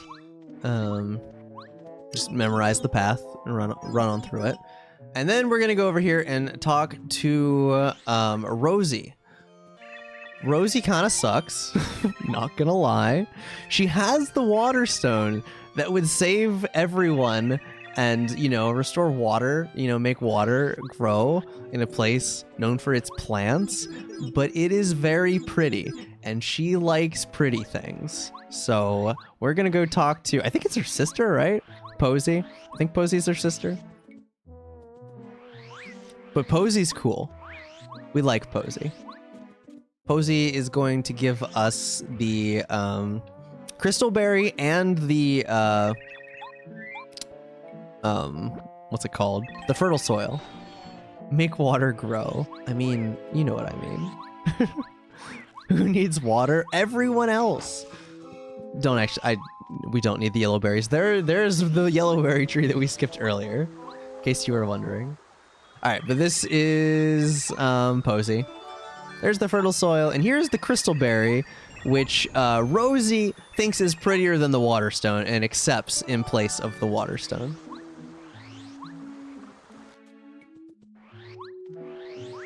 Yeah, this is also doing some movement to get. This is a very narrow corridor. It's kind of hard to avoid the enemies here, but it is definitely doable. Now we have to make our way through the maze again. So definitely got to make sure you have this maze layout memorized. Don't want to be struggling through it or anything. Okay. Oh, also from Petunia we got the, what is the bean called? I don't know. It's the bean. I think there's a longer name for it, but I forget. But yeah, you need, in order to get to Huff, you need the bean. No, not in Chicago, not that bean. No, you need the bean, you need the miracle water, and you need the fertile soil. So far we have the bean and the fertile soil. Is it just the magical bean? Okay, I was gonna guess that, but that seemed too basic. Hi, Singman. Alright, gonna skip this again. It is faster to do this twice rather than to go out of your way for a yellow berry, or even to just get one for the second time. Alright, and then we're gonna go over here. We're gonna give it to Lily. There's a little cutscene where all the water comes back. It grows, I guess. And then Lily will give us the miracle water. And then we'll have the 3 things we need. And then all we'll need is to restore the sun. Now, at this point in a normal playthrough, this is where you would normally need to go get Lackey in order to be able to, you know, solve the puzzle that involves, like, going on the spikes and, like, hitting the certain blocks to, like, raise and lower platforms. But we already have Lackey, so we can just skip that because we already did it. Also, I'm gonna do a Lackey clip right here just to clip into this corner. It's a little bit faster than having to swap partners if you do it quickly, so you can just kind of go in the water and then clip back in bounds with another Lackey clip. Fast as long as you do it quickly. Who needs sushi? We did earlier for seed duping. Don't worry about it. But yeah, now we can just go straight to the, right to where the Puff Puff machine is, which is preventing the sun from shining and also preventing us from listening to good music. It is fast if you are fast, exactly. Yep, and this is another puzzle that's just, you know, it's the same every time. Just gotta know what to do.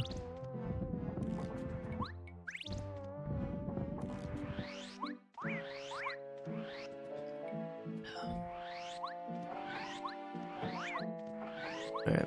And then there's 2 ways to trigger this. You can either talk to one of the enemies here or hammer the machine twice. We're gonna do that. Now, because I got the Spiny Spawn, I can do a faster fight here. So I'm gonna use a Dizzy Dial, which is guaranteed to work on the Lakitus, and also has a 75% chance to work on the Magic Koopa. Luckily, it worked on the Magic Koopa. If it didn't, it's fine. It won't attack you, it just electrifies the Lakitus, but it's definitely faster when it works. And so then I can just use the Shooting Star twice and kill everything. Note that we still only have 1 star power. Our only Star Spirit ability is Eldstar, because Chapter 1 is the only chapter where we have watched the Peach cutscene, which is the actual trigger that gives you, that changes your star power. So we, the shooting stars are actually really important. Because we don't have access to Starstorm, which is the 3rd Star Spirit ability that gives you the ability to attack all enemies on screen for 7 damage, which is very, very good, but also kind of slow. But still useful. And actually will be getting some use coming up in the next chapter.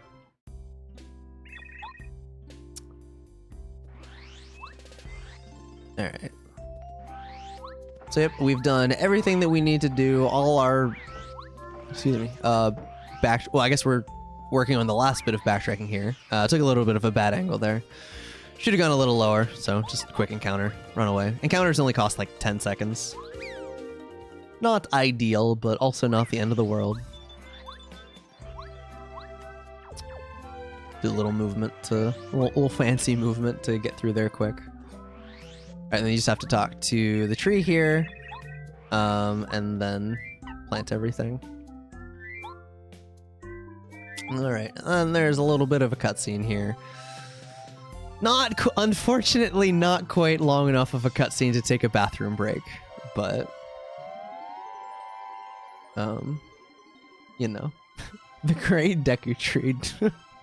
After the door was installed in his mouth. What's his name? It's like Wise Wisterwood. Something like that. I don't actually know his name. It's something along those lines. Watch him and blink his eyes is a little creepy. Wait, there's a smile on the vine? Where? I've never noticed that. Wispy Woods.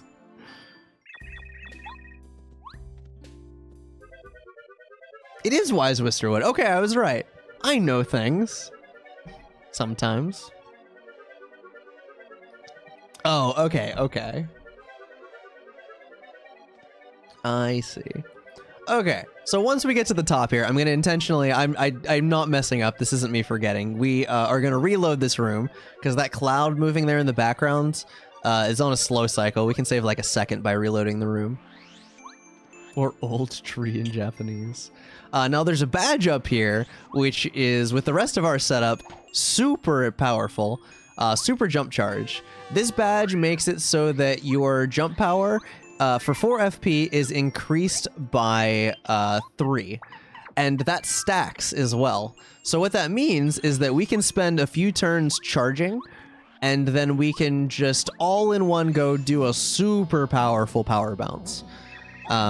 And that has the advantage of a lot of bosses in this game, they kind of go through phases where based on how much HP they have left, and like they start doing their more powerful stuff later. And also like Huff, in Huff's case specifically, if you attack Huff, little, I forget what they're called, little clouds appear that Huff will use to heal, and also they'll attack you, and we don't want that. So what we're going to do here is we're going to use Turbocharge, which is another one of Watt's abilities that also increases your power by 1. Tough Puffs. Okay. I can never remember if they're Tough Puffs or Rough Tufts, because both exist. We're going to manipulate our HP from Huff to 1 HP. And then now I'm going to do a power bounce after 2 charges, and we are going to demolish Huff. And Sushi we had out there just in case we got 4-capped, and then Huff would be able to do the last little bit of damage that we would need. Alright, we're actually going to upgrade HP now. That's our first HP upgrade. We're going to be at 15 HP for the rest of the run. Just kind of, at this point in the run, things work out better with 15. Alright, now this card we're actually going to just touch normally. You can technically do card LZS from the loading zone really far away where you can't see your feet, and also it's downstairs. But lucky for us, it's even if you were to do it first try, it's not faster. Because if you were to do that, the card would disappear and you would still be considered to be in a Chapter 6 state, and for reasons, it would still be slower. You'd still have to, there's no way to skip this post Chapter 6 Peach cutscene. The best kind of card LZS. Tough Bugs? We hadn't mentioned Bug Fables yet. By the way, play Bug Fables if you haven't. It's fantastic. So, hi Peach. I was actually pretty close to right. I think I said in the first Peach cutscene it'd be another hour and a half before we saw another one. And here we are. Unfortunately, this is the slowest. Well, actually, no, it's not. I think the cake is the slowest Peach cutscene. But anyway, this one. We have, supposedly, we got the sneaky parasol that lets Peach turn into, disguise herself as anyone in front of her. Odyssey before Odyssey was a thing. But yeah, so this is just kind of like, we just kind of run around and talk to NPCs. We have to find the Clubbo. We have to get this key. But yeah, not really a whole lot going on in this Peach cutscene, unfortunately. But I am going to take this opportunity. I have to go to the bathroom. So I'm going to do that while you all watch this Peach cutscene. This is a great spot for donations. All right, but I'll be right back.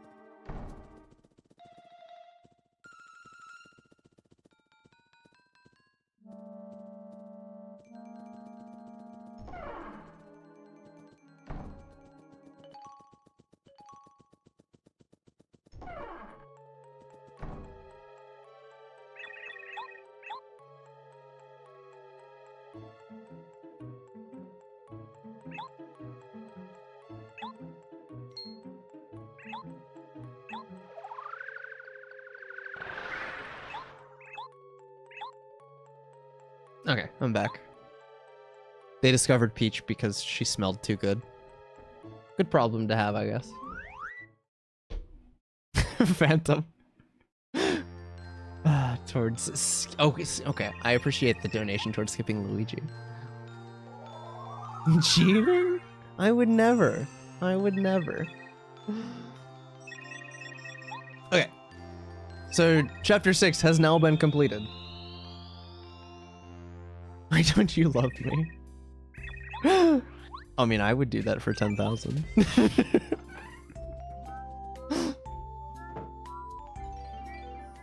Okay. But now, so after Chapter 6, this is normally, you know, as numbers go, where we would go and start Chapter 7. And we're kind of doing that, but not in the way that you would expect. So normally you're supposed to go and enter Chapter 7 through the blue door, but there's an alternate path through the volcano, believe it or not. It's a trust fund. Also note that the Yoshis aren't there. The Yoshi kids aren't there because we didn't save them.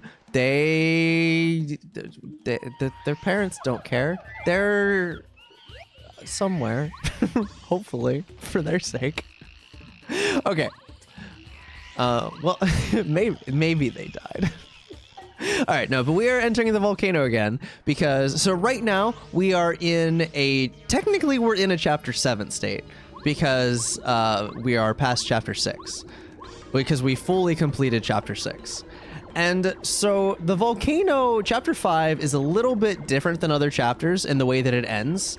It's the only chapter where if you go through it normally, you touch the Star Spirit card without doing card LCS, and it plays the cutscene, but then it like goes back and you're like, oh wait, actually the volcano's blowing up. We need to escape. And so what actually beats Chapter 5 normally is finishing that sequence.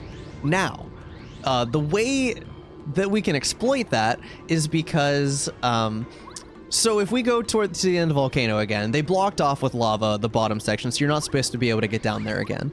However, we can clip down there with Lackey. And they never bothered to put any checks for what story state you're in. So they just assumed, hey, if you can get here, you must be doing the Chapter 5 escape sequence, so we're gonna start it no matter what. And so I'm just gonna do a Lackey clip over here. We'll just kind of like clip down and then pop back up and fall down again into the loading zone. And then we'll do a Lackey teleport to get around a little invisible wall that would like soft lock you. I think this takes me a couple tries, but yeah, frame perfect, so you know. Okay, and so what will happen, so now you can see it's like playing the sound that would normally play. You can see everything's exploding, the lava's about to start rising. Mistar is gonna carry us out, Colorado is here with the treasure. But so what the game is gonna do at this point is it's just gonna say, oh, you just beat the chapter that you're in. Because it never actually bothers to check that you're in the right chapter. It's just like, oh, you just beat the chapter you're in. Here's the post-chapter you're in Peach cutscene. And so what it'll do is it'll send us into the post-chapter 7 Peach cutscene. And so the game, we're actually in a state now where we could go to Chapter 8 and beat the game. Also 2 chests. And we're gonna use a little bit more sequence shenanigans. That's known as a Peach warp, by the way, because we're kind of warping with the Peach cutscene. Debate amongst yourselves if this is a true wrong warp. It's not. If you think it is, you're wrong. But engagement, go. A lot more impressive without glitches, are we not? Why is it not? Because it's warping you to the correct place. I don't know. You can, honestly, you could debate it either way. I've heard there's decent arguments for either way.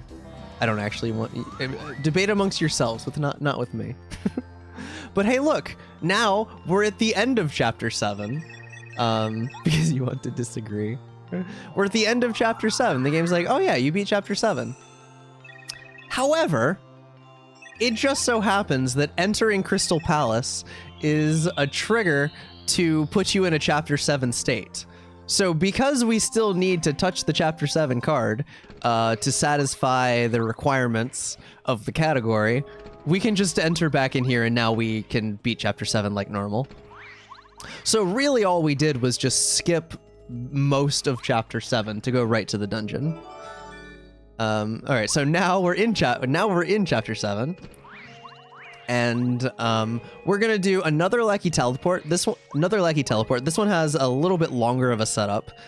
We are going to get Lackey over here on the left side. We're gonna push him all the way to the right. He still remembers his initial position, and so this makes it so that he moves even faster whenever he warps back to you. And so you can clip to the other side of this not mirror. So I'm actually on the far side now. And so we can break that panel, which the whole gimmick with this dungeon is that like things on one side affect the other.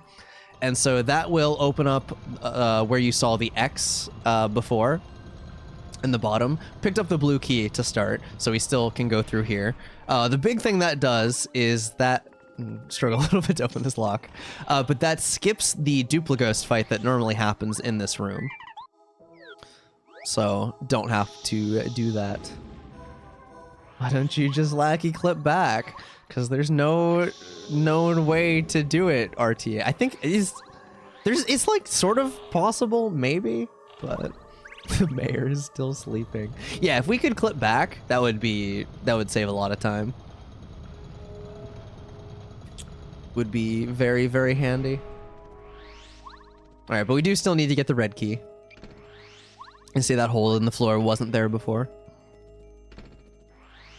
I avoided enemies that weren't there. Don't worry about it.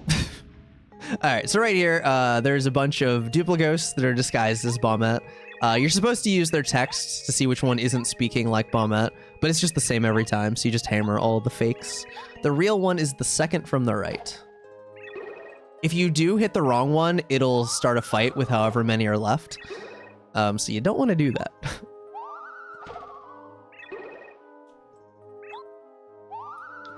That is less than optimal. All right, but no, that lets us get down here and get the red key. And now we can move on.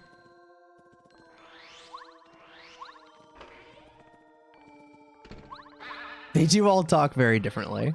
They mostly have like symbols added. Like there's one that has hearts added. There's one that has like a musical note added. You can still see it in the Japanese, but... Okay, so now we have to kill these enemies in order to get rid of the club of statues on the other side so that we can pass. And so for the first one, we're just going to kill the Clubba. Magikoopas, if there's one Magikoopa left in a fight, they will just run away. This is also useful for experience routing, as well as just being able to kill them. You can see the statue disappear. True, Phantom. True, I guess. All right, then here we're going to use Power Bomb again. And then finally, because we finally watched a Peach cutscene, we actually got all of the Star Spirits that we had previous, that we were supposed to have to this point. It's actually stored as just in memory. It's stored as the number you're supposed to have. It doesn't track them all individually, so it just sets it to the number and gives you all the previous ones. Also, the game considers us to have beaten Chapter 7, so we actually have the Chapter 7 Star Spirit, which gives you the ability Up and Away, which gives you a 95% chance to... it's a 95% chance for each of these enemies individually to just turn into a star and disappear. Yeah, that one failed. Okay, so this was interesting.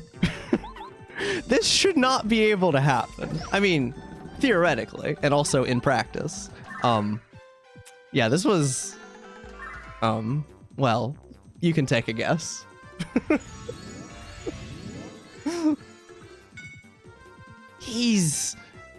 Yeah. Yeah, that... Okay, I did the math before the run. I'm pretty sure the odds of that happening, the odds of having at least one dink, and yeah, I was a little confused. I had to try and route this on the fly. The odds of at least one dinking in the first turn, and then that one, and then it dinking again, are, I believe, 0.35%. And I was a little confused, but you know what? I was like, you know what? Just screw it. I don't have enough star power. I'm gonna die. We're just gonna kill him. And so I ended up going to power bounce. And I was just like, all right, you gotta die. 0.25%? Well, what I did... No, it's not... It's not quite like that, Katsy, because you have to account for the fact that, like, it could have been any of them on the first one. So it would be the odds of at least one dinking in phase 1. And so what it would be is... And technically, it's a 95 out of 101. And so what I did is I did 1 minus the chance that it works on all of them times 6 over 101, because that's the exact odds. Okay, but so we have extra experience now, which I was just like, okay, there's a fight we can use up and away on later. So I did, it is clearly able to be routed around, but yeah, that was insane.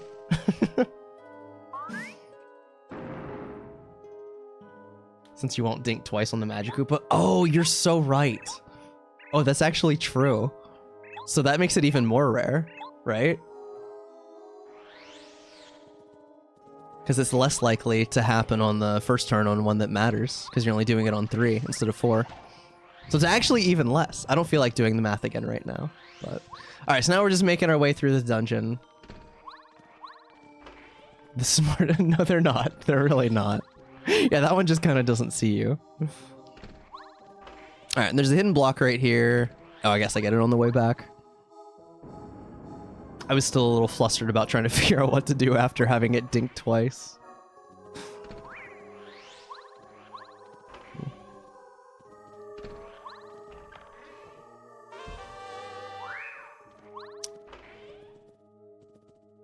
All right.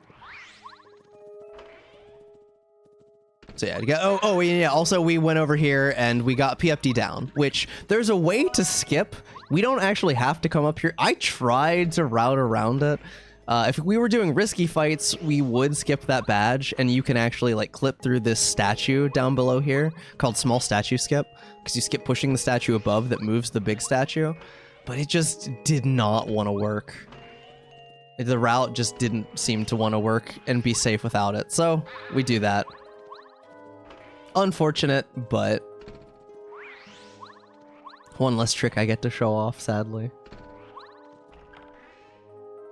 Alright, and so then that gets us the palace key. I was just checking my items there.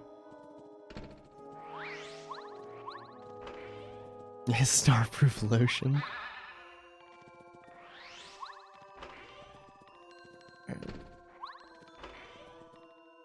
Alright. Alright. Yeah, and then here we're just gonna push these statues. You talk to the bottom ones to determine the direction, and then you can push the top ones. You just have to put them over the platforms here. I'm gonna do that math again. Okay, so it would be 95 divided by 101. That's the chance that's the chance that it works on an individual enemy. Take that to the third power, because the Magikoopa will just run away if it dinks on him, so that doesn't matter. So take that to the third power. All right, and then 1 minus that are the odds that it dinks on at least 1 that matters, and then we're gonna multiply that all by 6 over 101, the odds that it dinks again. Okay, it is actually, yeah, it actually rounds to 1%. Wait, is there really a 1% chance to happen? Okay, that's good to know. All right. Still really rare though. Okay, but it's okay. I backed it up fine.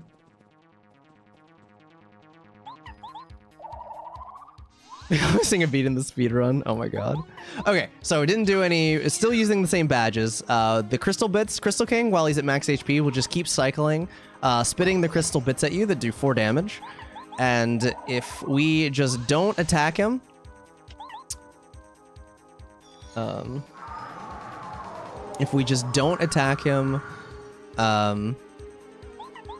we can just keep charging, and we can, if we use Watt to kill one of the bits, really quick to do a 1 damage attack with Electro Dash with Watt. And then we can just not block either of these two, and it will put us in peril. Do 1 more charge. Crystal King will not attack us on this turn. Just draw up more star bits. Crystal King has 70 HP, 2 defense. And then we can just power bounce on this turn, go for a 5 cap, and if we get 4 capped, just he'll have 4 HP and kill with Watt. But I got the 5 cap. Nope, not 96 out of 101, 95 out of 101. Alright, and then, oh yeah, I was thinking, I was like, wait, what do I do? But it's FP. Yeah, upgrade FP here. Wouldn't that just be the odds of it working on all 3? I don't think so. No, because it has a 95% chance of working. Oh yeah, so that's what I did. I did the chance of it working on all 3, which was 95 over 101 to the 3rd power, but then I subtracted 1 from it, which would, or I subtracted that from 1, which would be the odds that it does not work on all 3, aka the odds that it dinks on at least one of them. Wait, what? Where did 3? Wait, what? I'm confused. Was that a typo?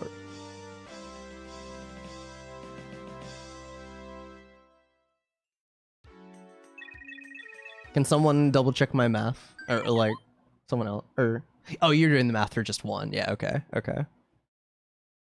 Yeah, I feel like doing the more general, at least 1. Oh, 3, choose 1? Oh yeah, no. Because it can be any of them. I guess it'd be more accurate to say that those are the odds of getting something at least as bad as that. Because you could also have it dink on 2 in the first one, and that would be even worse. So. And I guess that includes that possibility. But yeah, a 1% chance of getting something at least as bad. Where it also dinks on 1 that it dinked on the first turn.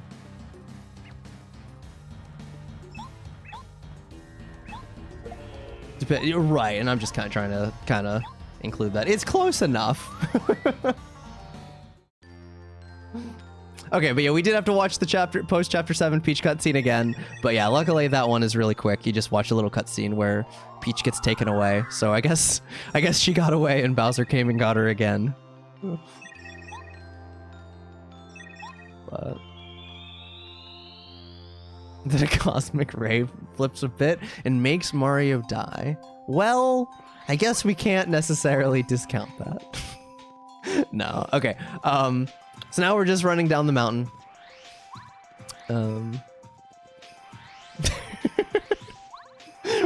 Lander fall through the ceiling because it had enough force, apparently.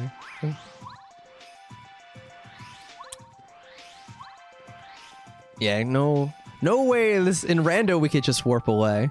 Unfortunately, that is not a thing in Paper Mario. You have to travel everywhere on foot.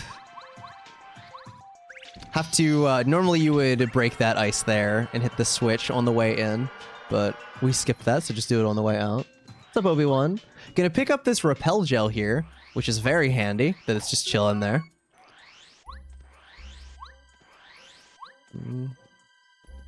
It's accessible enough, probably. I mean, if it can go through the ceiling, it can go through the rest of the stuff that's hanging above my reset button.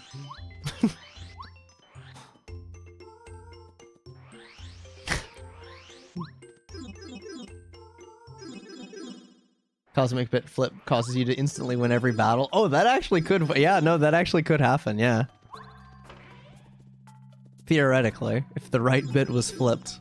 Because there's a debug thing in this game that if it's turned on, makes that happen. But... Alright, finally unlocking this door from the inside. Alright, yeah, we're just on our way to Chapter 8 now. I think that would invalidate any speedrun, even a glitched one.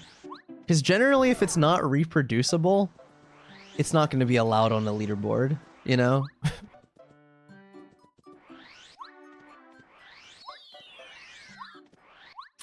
Generally speaking. Like, imagine a mod actually allowing that. What about maybe make your own category for it? Sure. Okay, reproduce it, Fillion. Using the sun. Is it theoretically reproducible? Yes. Is it actually reproducible? No. Is it producible in practice? Also no. Like, the odds of something like that happening make the whole dream RNG situation look likely. Not to make an insanely dated callback, but...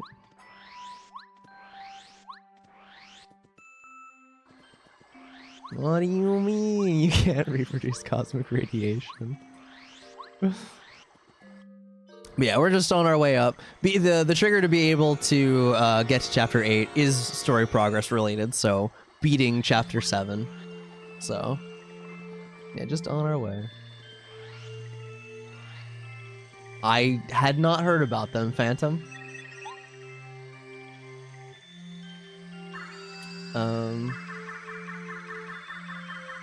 Are you including phase? Well, see, if it happens in phase 1, it actually, you know what, now that I think about it, if 2 dink in phase 1, it's actually not as bad. Because then you can still take care of them with 1 more up and away. So I guess really, if you wanted to, like, super calculate it, you would have to find the odds of it dink, well... Yeah, oh, actually, no, well... I don't know. Actually, you may have said it right. So that increases the odds by 0.05%, I guess. Being more specific. But anyway, you get it's around 1%. Because it's pure RNG. Dang, well that sucks.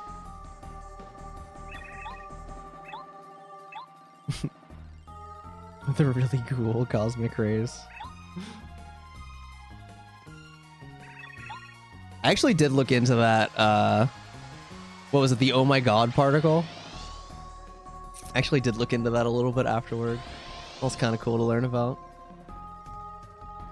Just edit some files to change the odds, yeah.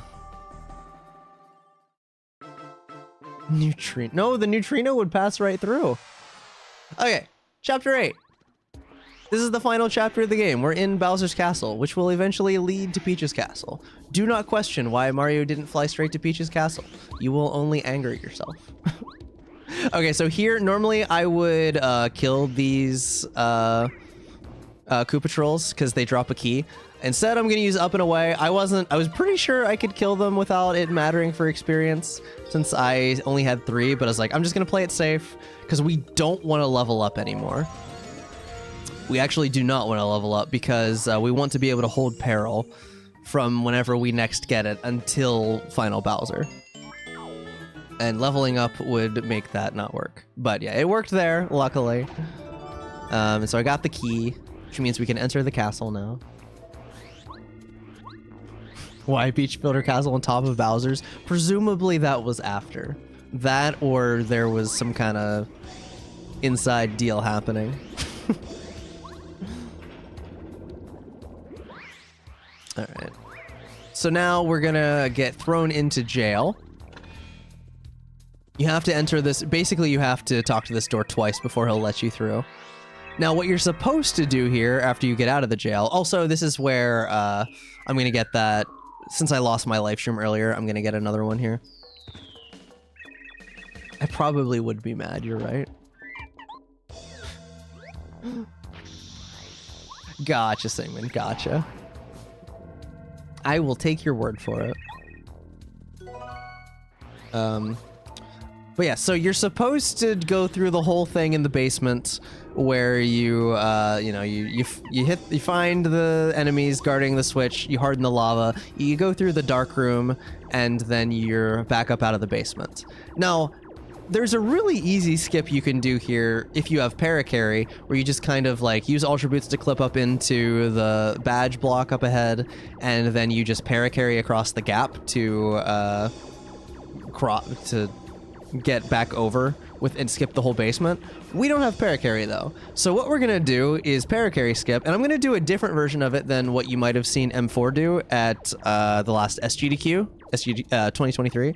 I'm gonna do a super precise setup to get Mario in a certain position where we can do a lackey teleport to yet another lackey teleport to clear through this wall. It's not like it's pretty precise, but it's not like the setup actually isn't that bad. I'm kind of standing there because you need to push the analog stick not very far at all. All right, didn't get it first try. But yeah, you basically go to the right until you can't see Mario anymore, and then you walk really slowly to the left for a certain number of frames, and then you are in the right position. And then you have to frame perfectly do the lackey teleport, and then you clip into the wall, and you can just kind of fall down. And that is how you skip the basement without paracarry. I wouldn't go that far, Myri. I wouldn't go that far.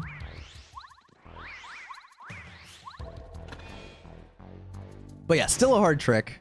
Second try is pretty good for that, but because you passed right through. Oh my god, Catsy. Okay. So now we're past, that's door 1. Now, next is the flood room. So this is kind of like, it's definitely not a hard puzzle normally. You just kind of have to change the water levels. Basically, you just do whatever is available to you to do next, so that you can get the key. What I'm going to do instead, it's, first of all, we're going to raise the water level once. Now, it is faster to lackey clip onto the water here than it is to ride sushi, so we're going to do that. And then we are going to kind of clip through the wall a couple times to get collision in this kind of weird state where it's just going to let us drop down. Honestly, not 100% sure why it does, but it works. It's kind of weird. But yeah, we can fall down in that gap that we just unlocked as long as we do it while riding lackey right after clipping here.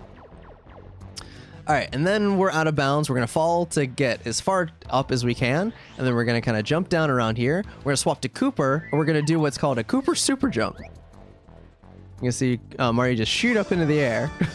Now, the reason that works is because whenever you fall out of bounds and respawn, until the next time you leave the ground, your your speed, your vertical speed is still like stored in memory. And for whatever reason, whenever you if you use Cooper, if you use his shell toss ability, it will actually remember that speed and shoot you up into the air, and then you'll still clip through ceilings and floors, but you can get any items that are directly above you, like that key. All right, and then here I'm just gonna do a precise lackey clip. This is cannonless. It's a very original name for a trick. Definitely not stolen from any other game. A Cooper super jump. Yeah, and then we can just avoid having to deal with any of these cannons, any of these cannons by just running around on the out of bounds seams. Right, just gonna push this block. Gonna get lucky. You can sometimes get attacked by the dry bones there, which is annoying, but it's fine. Not a big deal. All right, gonna do a little setup here to avoid this hammer bro, so we can push this block and not get encountered. Do a little fake out this hidden room over here. If you go in the other room, it's just empty. You're like, what? What's going on? Yeah, pick up that Bowser key, and then now we can go and we can talk to the Bowser door and do a quiz that is the same every time. Nice, chill 2-minute section that would be pretty good for donations, probably. How are you doing, chat? 11211 are the answers. Not so bad. I'm actually doing really well.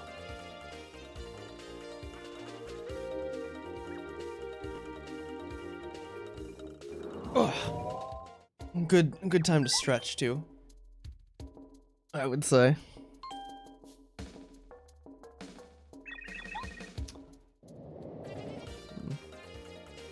You're not. You want to sleep? You're not gonna sleep until the end of the run. Well, it do be coming close to the end. Yeah, Bowser. Unfortunately, Bowser's Castle is kind of linear. I mean, there have been a bunch of tricks and glitches already, but it'd be nice if there was a way to skip more, like this 2-minute cutscene, basically. But yeah, these doors are pretty much bottlenecks.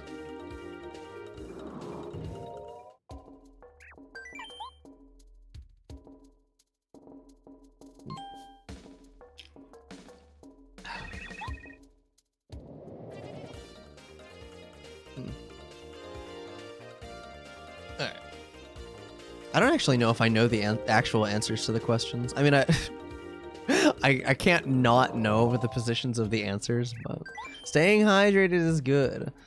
What exactly does Bowser quiz you on anyway? He's asking things like, which enemies came through this door? How many? I think this one is like, how many arms were there just now? And he's trying to trick you up because Goombas don't have arms, stuff like that. But yeah, questions like that. How many enemies were blue? Or yeah, that type of thing. $69 from Goomba, nice. Yeah, at least Goombaria is still home. Leaving Luigi at home because he didn't do anything. It's true, he didn't.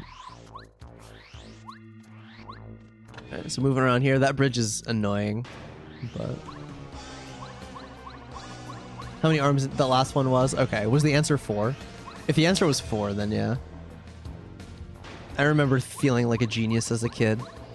Because I was like, oh, Goombas don't have arms! You can't get me with that one!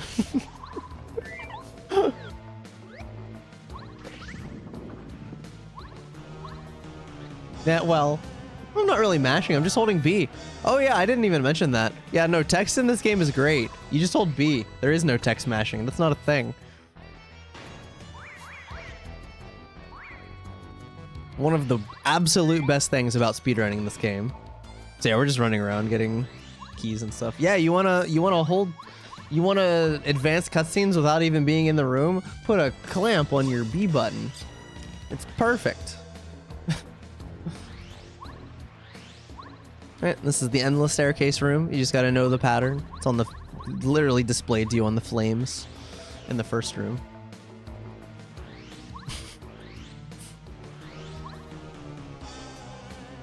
Hand and how many respectively. Gotcha, gotcha. I read literally 0 Japanese. So. Alright. So now we're in the boss gauntlet. That was the last little bit of actual, like, non-boss gauntlet, I guess. Well, I'm just that smart, Yoshi. Evening, Drew. How are you doing? Alright, so now we're gonna fight the Duplighosts. Yet another instance of up and away. I have Bow out as a backup. Yet another instance of, like, you know, if it dinks on one, just out of sight, try again. If we were, there is a backup to get back into peril. It's slow and annoying. But if we were to accidentally have too much experience and level up where we're not supposed to, it is fixable. For the record. But got good RNG there. Alright, and now we're gonna fight Junior. I love how there's like no badge equips from Huff. Yeah, there's like almost none from Chapter 3 until Huff. No, there are none from Chapter 3 until Huff, and then there's no more again until after this fight.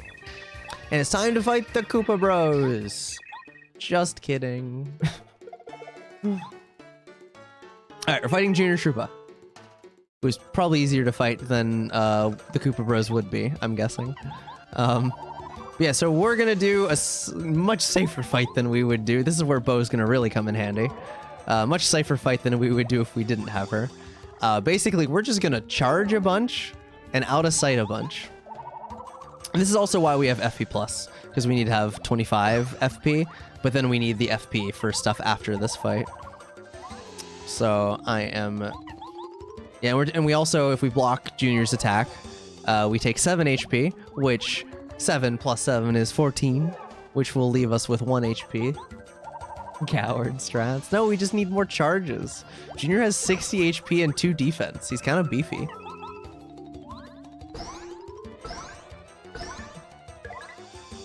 You are far from the only one, Yoshi. Trust me. Trust me.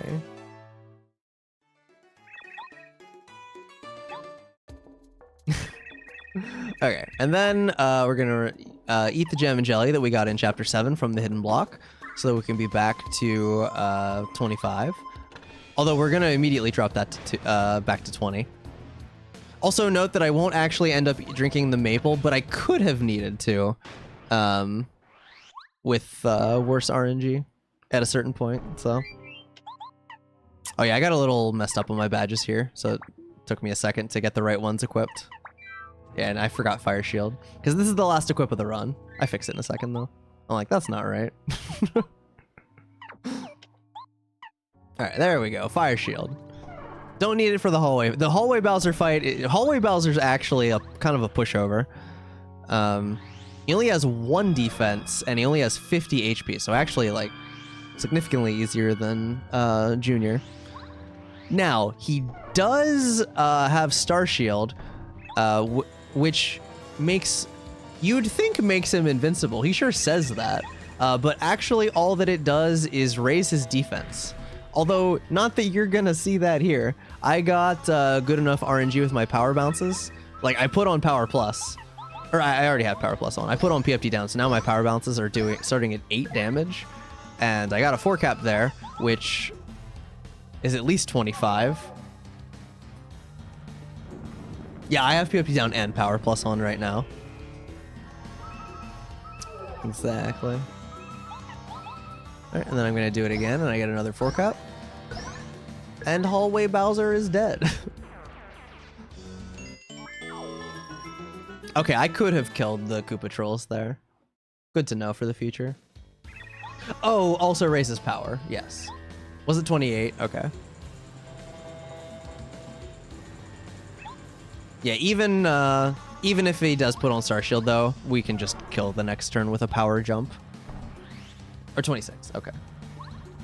I knew it was at least 25, because 2 4 caps kill. I forgot to use timeout. No, I didn't. Literally would be slower.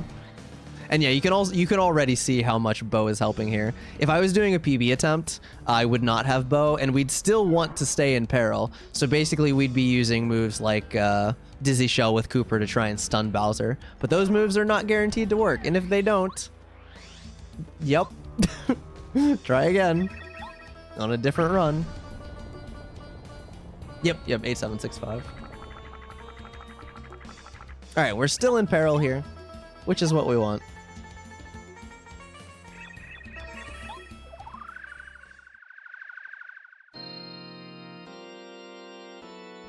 And I also... Okay, so the way this fight works... We'll have plenty of time to explain it, and there's 2 phases to this fight. This fight is unfortunately very slow because of cutscenes. I mean, it is an RPG boss, so...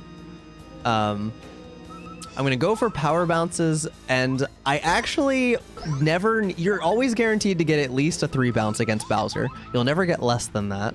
Phase 1, your odds are a little bit worse than in Phase 2, but across all the different power bounces that I'm doing in Phase 1 and 2, I only need to get a 4 bounce once. So it is possible to get only 3 caps, and I do have that accounted for. And it was teasing happening right now. But yeah, no, we only need to get 1 4 bounce to not have to use our life shroom.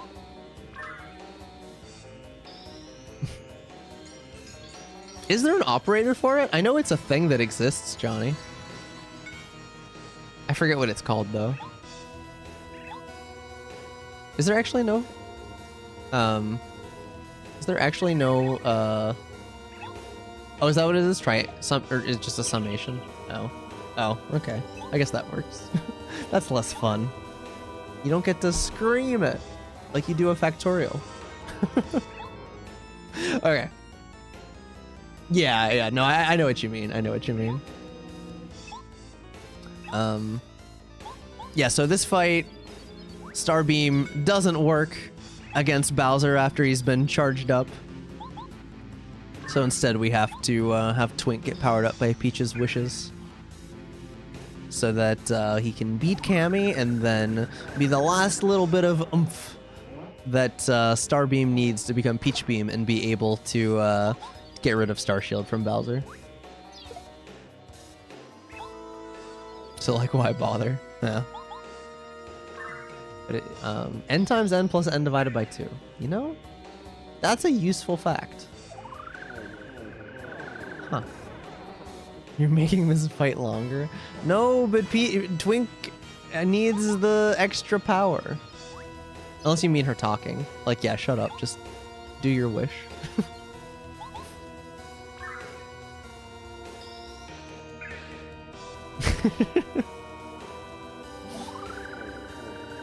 This is honestly, I think this cutscene is really good. Or this fight is like really good casually, but yeah, it's a little bit of a drag in a speedrun.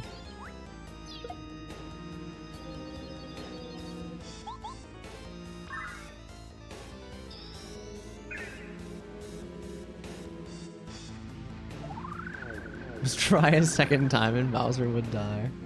Yeah? Actually, well, fun fact, if you hack Starbeam to, like, you know, normally in Phase 2, you can't get there without having Peach Beam, because this is all very scripted, you're just pushing A. But if you get into Phase 2 and you hack Starbeam back, the less powerful one, and use it, you will immediately win the fight, because that move is scripted in Final Bowser to just end the fight, since that's what it does in Phase 1. And so the game just kind of is like, oh, this is ended. And then once the fight ends, normally the only condition where the fight ends and you're not at a game over screen is if you beat him. So Bowser's just like dead and the ending cutscenes play. It's great. Don't really think there's any practical application of that, but it's kind of funny.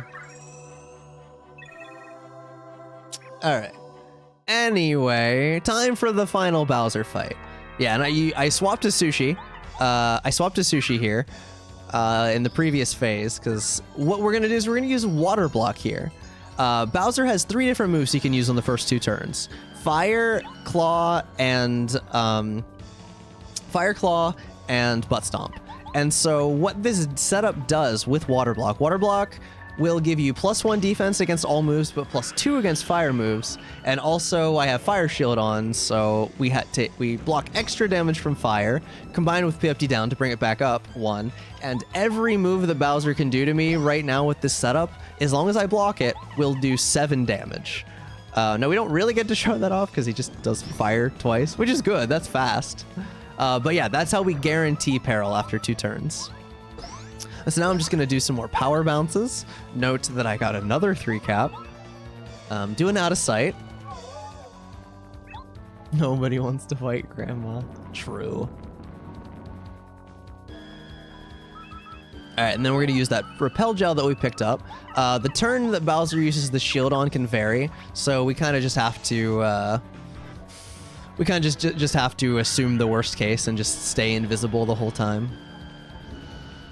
With a combination of out of sight and repel gel. Ideally, it is possible for him to just never use it, which would be the fastest. But on turn 3, there's a 15% chance he'll do it, and then every turn after that, there's a 75% chance that he'll shield. So the odds of actually getting beamless, is what it's called, is pretty low. So you can never really count on it. Alright, and then I do finally get my 4 bounce there. Bowser has 15 HP left. He has 99 total at the start. It does carry over from Phase 1, which probably a given the way that I was talking about it, but... So, 15 HP left, a 3 cap is enough to kill. And Bowser's dead. And that's more or less the run.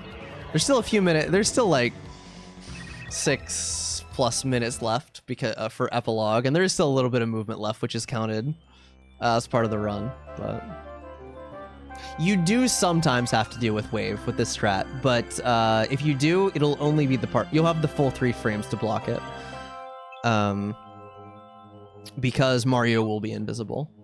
If you miss the wave block against your partner, it's still you can come up with something and maybe win, but that's not a good situation. So you want to hit your blocks for sure.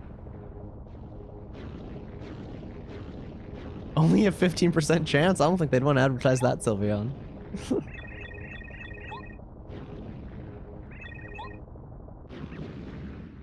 6 minutes to give your utility company a chance to steal your world record. Yep. It actually has happened. Random Sauce once was on... I can't remember if it was world record or it was at least PB pace. But in a different category, 80% no Peach Warp. Random Sauce was on at least PB pace and was like in the epilogue. And yeah, he lost power and did not get to keep it. He has since beaten that run many times, so the story ends well. I don't even think it took him that long to beat the run, to beat what that run would have been. But still, we did have a vote. We actually did have a vote. Oh, has it been a year? I can't remember how long ago it was. I don't think it's quite been a year. About many things, but also potentially included ending on Star Rod. But it did not ultimately win. I voted for it. That would be tilting, I agree.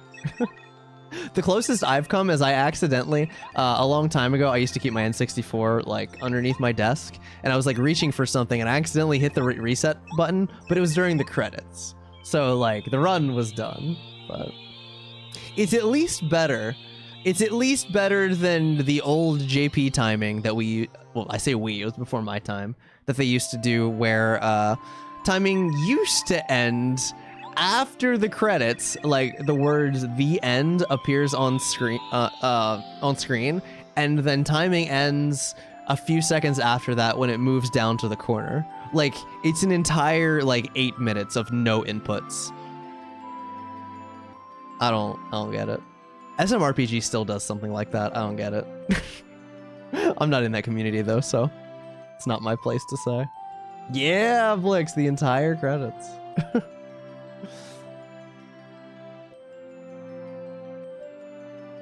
The only glitch. There is Luigi Skimp, but...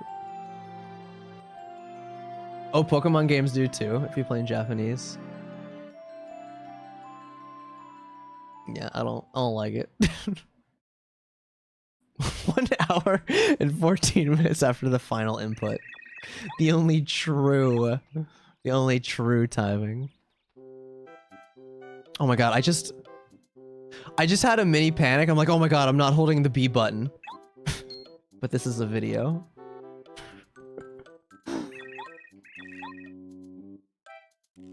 And you were, Leo. Oh my god, Phantom. Imagine. Do they still, like, most modern games still let you skip credits, right? Even the first time you watch them? I feel like they do. For verification purposes. I guess I can see that. But no, I don't know the tiniest bit about Japanese. Everything that might be hard to remember in this game, that would otherwise be hard to remember in this game, has very handy, unique pictures. So it is very nice. The only Japanese, well, you don't have to remember Japanese at all. The only stuff you have to memorize is, yeah, what the pictures mean, and also a couple instances here and there where you just have to remember which menu option to select, but it's just like a handful of them throughout the game. That is one, like the number one, or just one of them? Hey, let's go, Jackie. 45 minutes? Oh my god. Guess what those... Oh, the number... I'm guessing those mean 2 and 3. Am I correct? squiggle means the story moves forward. What? I'm so smart. Do the lengths of them matter? If you were to draw the middle one... Oh, this is, I mentioned earlier, potential incentive. Do we skip Luigi or bring him to the party? I skip him because it's fast, but you could pay money for an incentive, a donation incentive, to not skip him. But listen, you can kind of hear the pipe sound play twice because I'm holding down. For some reason, your down input is active there, and then Luigi won't come out of the pipe to like tell you to go on ahead.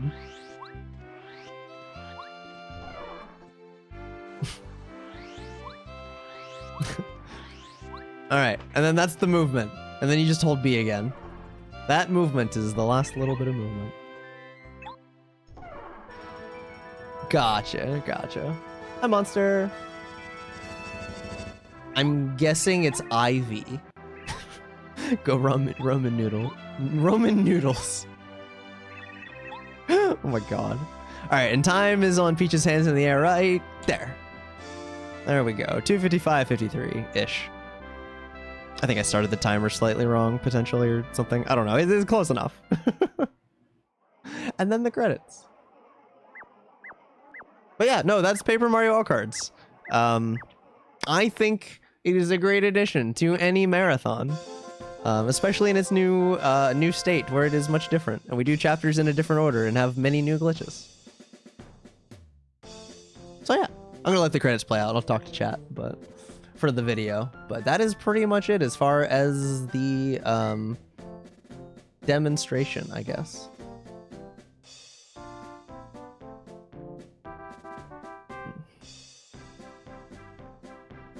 You go to sleep now? Alright, have a good night, Fillion. And thank you for the GGs, everybody.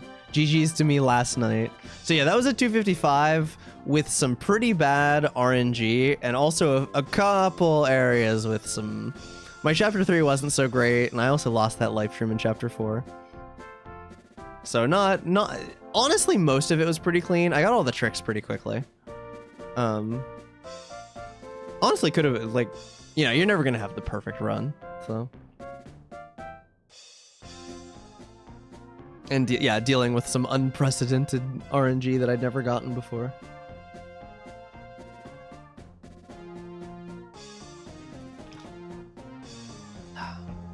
I'm out of water. This is so sad.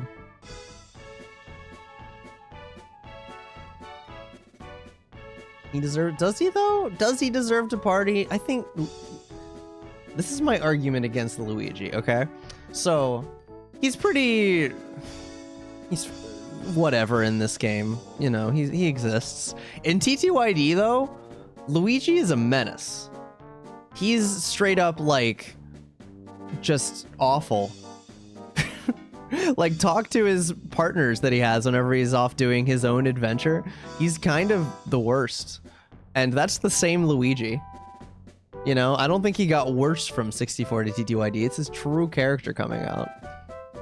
Okay, in Super Paper Mario, he gets a little bit of a pass because he was, like, mind-washed. I won't hold that against him. When's the TTYD Luigi game? You mean you want to play as a psychopath? And be a main character that was bumbling through everything? Literally threw a blooper into the lava. Was washed in SPL. Just showed his true colors. Yeah, exactly. Or, oh, maybe that. Maybe. Either way, doesn't speak well of him, right? Oh my god. Hi, Mario Luigi. Interesting. I don't know. I'd rather have other unique stuff. I know people say that all the time. And I think there is technically somebody working on something like that, but I'm not convinced. I'd much rather have other unique things. Thank you, SDN. I'm actually trying to... It's too late to start a rando. It's probably going to be all that I do tonight. I'm probably going to end stream early. I've also streamed, like...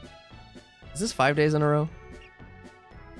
I mean, that's pretty normal for me, but... No, I'm not starting OOT rando. No, thank you. Do an LCL? Well, that's what I need to do. That's what I need to do. Because I'm planning on submitting an LCL as a race between me, Phantom, and M4. So that's what we'll be doing tomorrow. That's the plan for tomorrow. Yeah, Glundo. But like, it's 11:30. I mean, it would only be 1:30, which is pretty normal. But like, I don't know. I'm tired. Also, like, that was a lot of talking. I know I talk. That's different talking. I had to activate my brain for that whole run.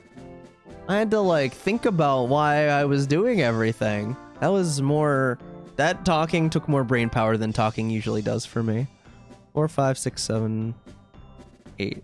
Yes, I have. This is my 5th day of streaming in a row, and tomorrow will make it 6. Well, no, it was fun. I liked it. It's just I'm tired. Domino stream. Review your PR on stream. Maybe.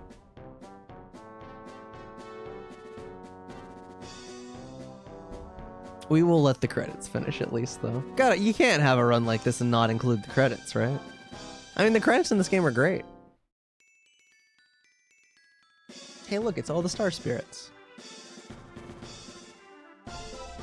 And we actually saw all of them, or at least their cards. Well, I mean, we always see all of them because chapter 8, but we saw all of them in their own, chapters. Hey, look, it's the Mayor Penguin's wife. She's the worst. She accuses you of murder and says she saw you do it, even though you didn't. I actually never realized that they just kind of walk and never do anything else. Also, it's Chanterelle. She's great. Sore throat after an hour. I've never had that problem. You do murder a lot, but not Mayor Penguin. Look, if you're gonna accuse me of murder, at least make it a murder that I actually did. Well, I should specify Mario. You know, if... like, if you're gonna accuse Mario of being a war criminal, at least, like, pick something he actually did, you know? I don't think we did, Amish. I don't think we ever did. Although, then, well, okay, we do see her in Rando a lot. I was gonna say we never see her in runs, which is true in most categories. But we do see her in Rando. What do we call her? Doesn't deserve a name? She doesn't have a name.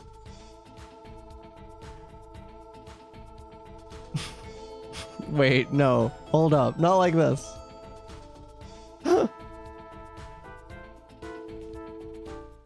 All those Goombas with kids at home don't count. Wait. Oh. I hope they don't have kids at home. Name her Dupless.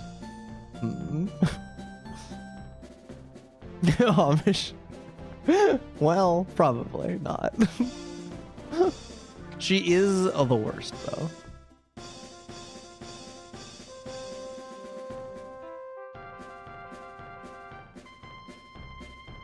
Credits in this game are so good. And Mario about to be like, look at him! Look at that hand go! Trying to do it at the same speed. It's hard to do. It's hard to match when it's just like 2 frames. Oh, they glow? They just put the batteries in. Easy. Also, fun fact, there is a second Mario just off screen right now. Why? Because that's not the real Mario. That's a fake Mario. Every part of the engine for this game, I remember Rain saying at one point that every single room in this game has to have Mario exist in it to for the game to work well. So like any room, any cutscene that you see that doesn't have Mario in it has Mario off screen just chilling somewhere. Which is kind of a fun fact. AA batteries. I mean, they're in Pikmin, right? But yeah, JP timing ends. Not yet. Not yet. JP timing would still be going now. That's when time ends. No one, I don't think anyone uses that timing anymore, even in Japan, but